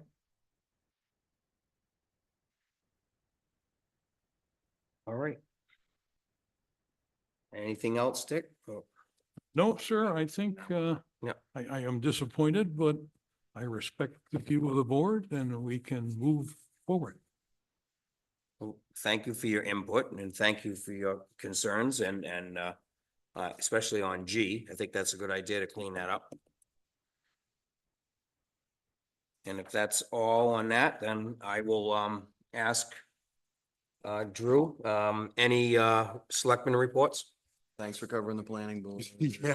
Yes, I covered planning board last week and Green Oaks is got the free and clear to keep going. Okay. And I think they also got the okay to operate the contractor's yard.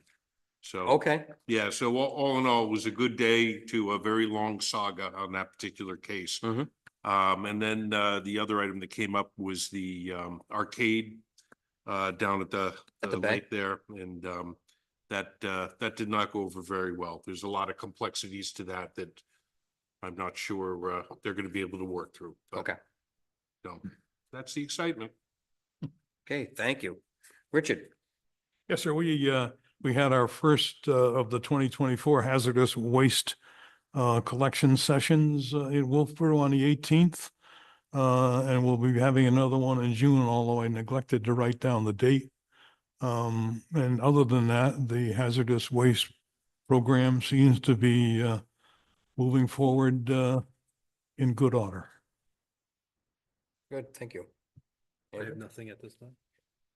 Drew helped me out big time. Thank you, sir. So he covered mine. Anytime. At this time, I don't have anything else to report as far as the zoning board. They'll meet next Thursday, the first Thursday of June. The committee for the Old Home Days, it will now be called Old Home Days, did meet. And it's not gonna be a full week. It's gonna comprise of 2 weekends, a Saturday, Sunday, and then the following Saturday and Sunday. Due to the fact of a lot of cutbacks on some of the things that were going to be done. So a lot of the events will still be on the first weekend, and in the second weekend, we'll have the remaining events. And that's about all I have right now. Okay, town administrator report. Do we dare ask? I only got two things. So the first one is the town clerk, Jen Collins, had sent me an email. She wanted to, see if she could run this by the board or have me run it by the board. So currently in July of 2018, the board had allowed, authorized a charge of $1 for tax bill copies to real estate agents or banks. Now that tax bills are issued online, she would like it and thinks it's reasonable that when residents come in and ask their tax bills to be printed for them, that we charge the same $1, because to be honest with you, we don't have the ability to go paperless and all what we do, and our copying costs are exorbitant. We have a lot of copying costs. We've tried to cut down everywhere we possibly can. But unfortunately, people coming in saying that I want you to print my talks. And this is in lieu of the ones that are already mailed. That we're not saying, we've already printed them once, stuffed the envelopes and mailed them. They either lost them and didn't want to print them offline, or they just came in, and we had a particular case where an individual came in and requested it to be printed. It went out online, but the one in the mail hadn't been received yet because they had just gone out. So in the interim, they came in and asked for a printed copy. She's trying to be conservative with how much the printing costs are coming out of that office. So I didn't think it was unreasonable to charge that $1 I think that's a reasonable for request. a duplicate copy. Yeah. It's not for their original, just for a It's for a duplicate. duplicate. Yeah. And that has increased of people coming in. It just, That requested it's happening more, but it's also, they're better, since this was originally discussed, that they're more readily available online. We have better systems and, that can be looked up easily and printed off that way as well. Before, we were getting overrun with a lot of real estate agents and title services, banks that were looking for tax bills, and they just kept asking us to generate hard copy after hard copy to send out, or when they come in, of other people's bills, and we were absorbing the cost every time. So, And do we need a vote on that or a consensus? I would say it was just a consensus that if the board is all right with transferring that charge to anybody who's looking for a extra copy, a printed copy. I think it's a reasonable request. I agree. I agree too. Okay. So Everybody everybody all else, set? Okay. everyone. Yeah, agree I don't with need a that? copy, so I'm good. Okay, all right. Okay, good. And then the last thing I got is just, I did find out before the meeting, this is a follow-up to, if you remember, we had a conversation, DOT wanted to do something at the intersection where West Alton Marina is, 11A. And they had originally suggested rumble strips, which I knew were probably not going to be a good idea in this town. And the other option was the flashing stop sign, LED flashing to gain tension. So we did get a cost for that. So it's $2,000 to buy that sign. So I have a question on that. I don't know if this got asked before, but I guess if I don't remember, why are we absorbing that cost? This doesn't go to a town road. Right.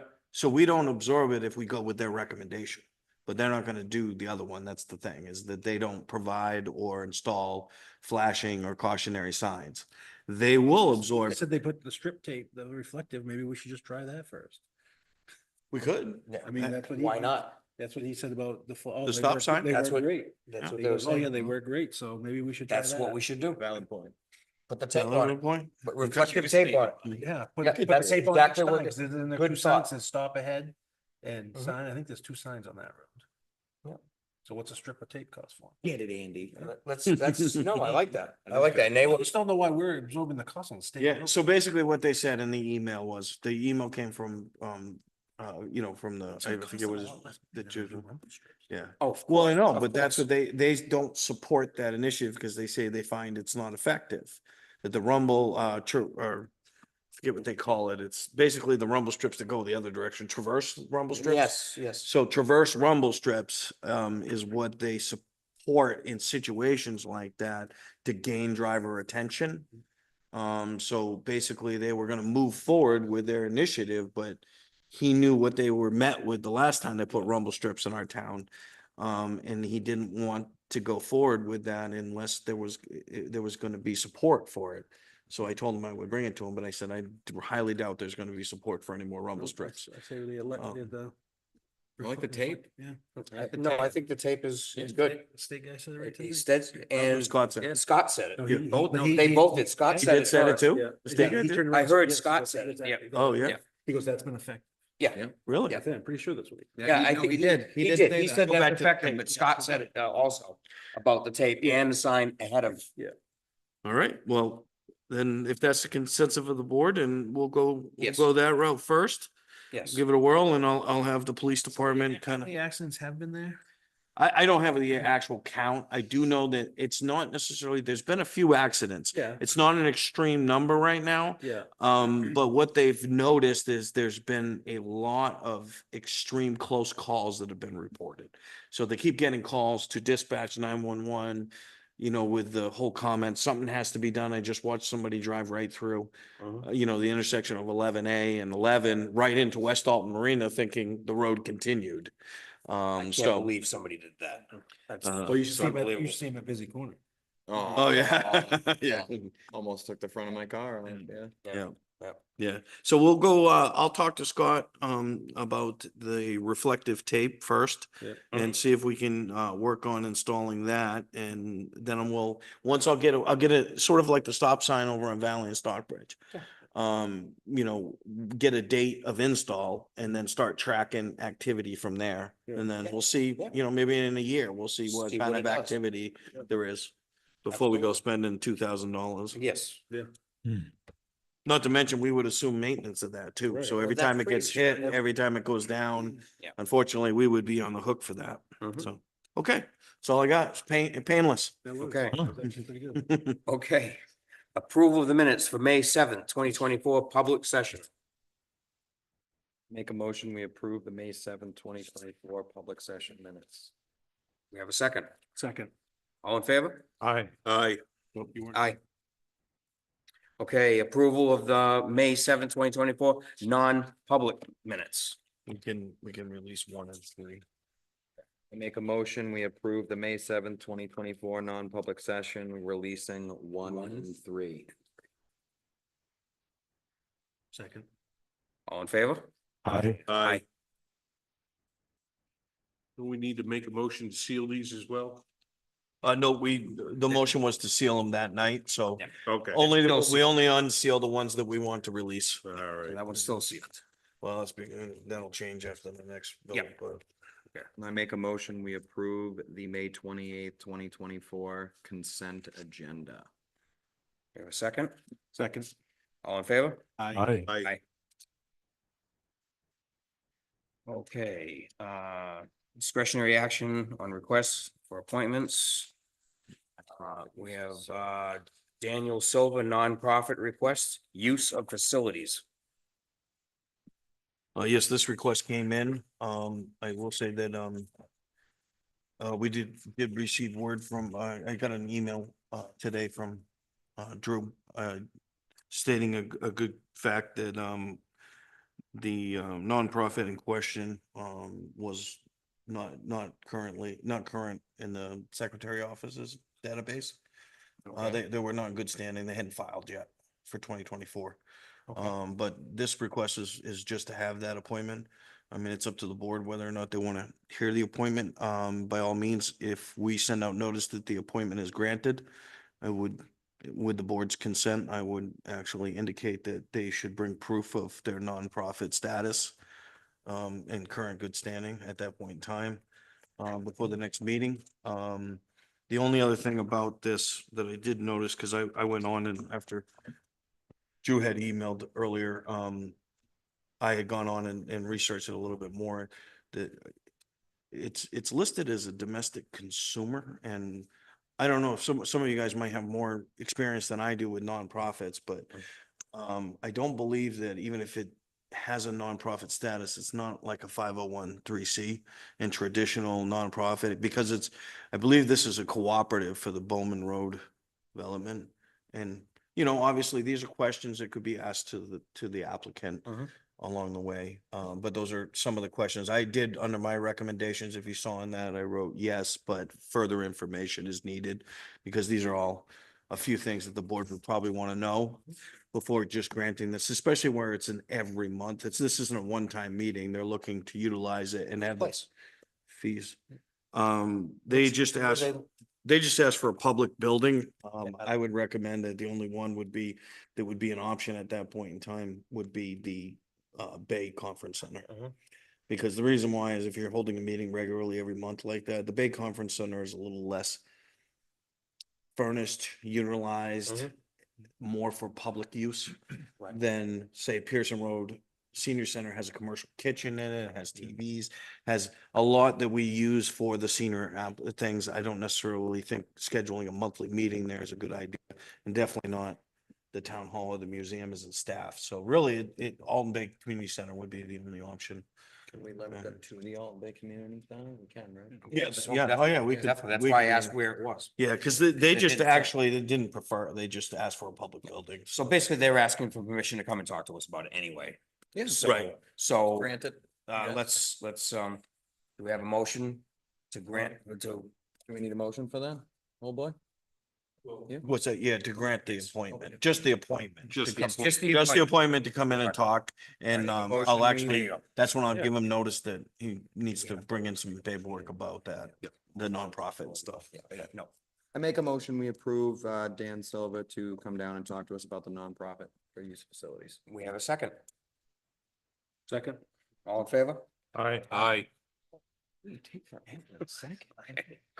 Once we all three. Public input, seeing no one here for public input, we'll close, public input. And I make a motion to enter into a non-public meeting per RSA 91-A:3, under A and E. We'll poll. Roll call. Drew Carter, yes. Dick Shea, yes. Yes. Yes. Yes. Sure.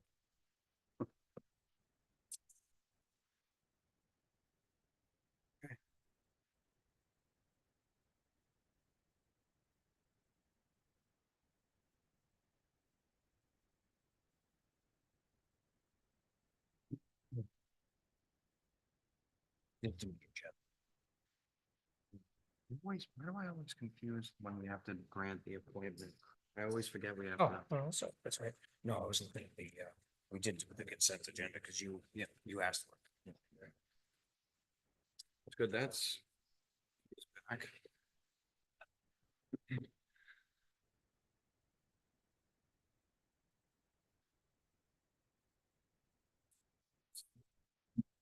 What do you?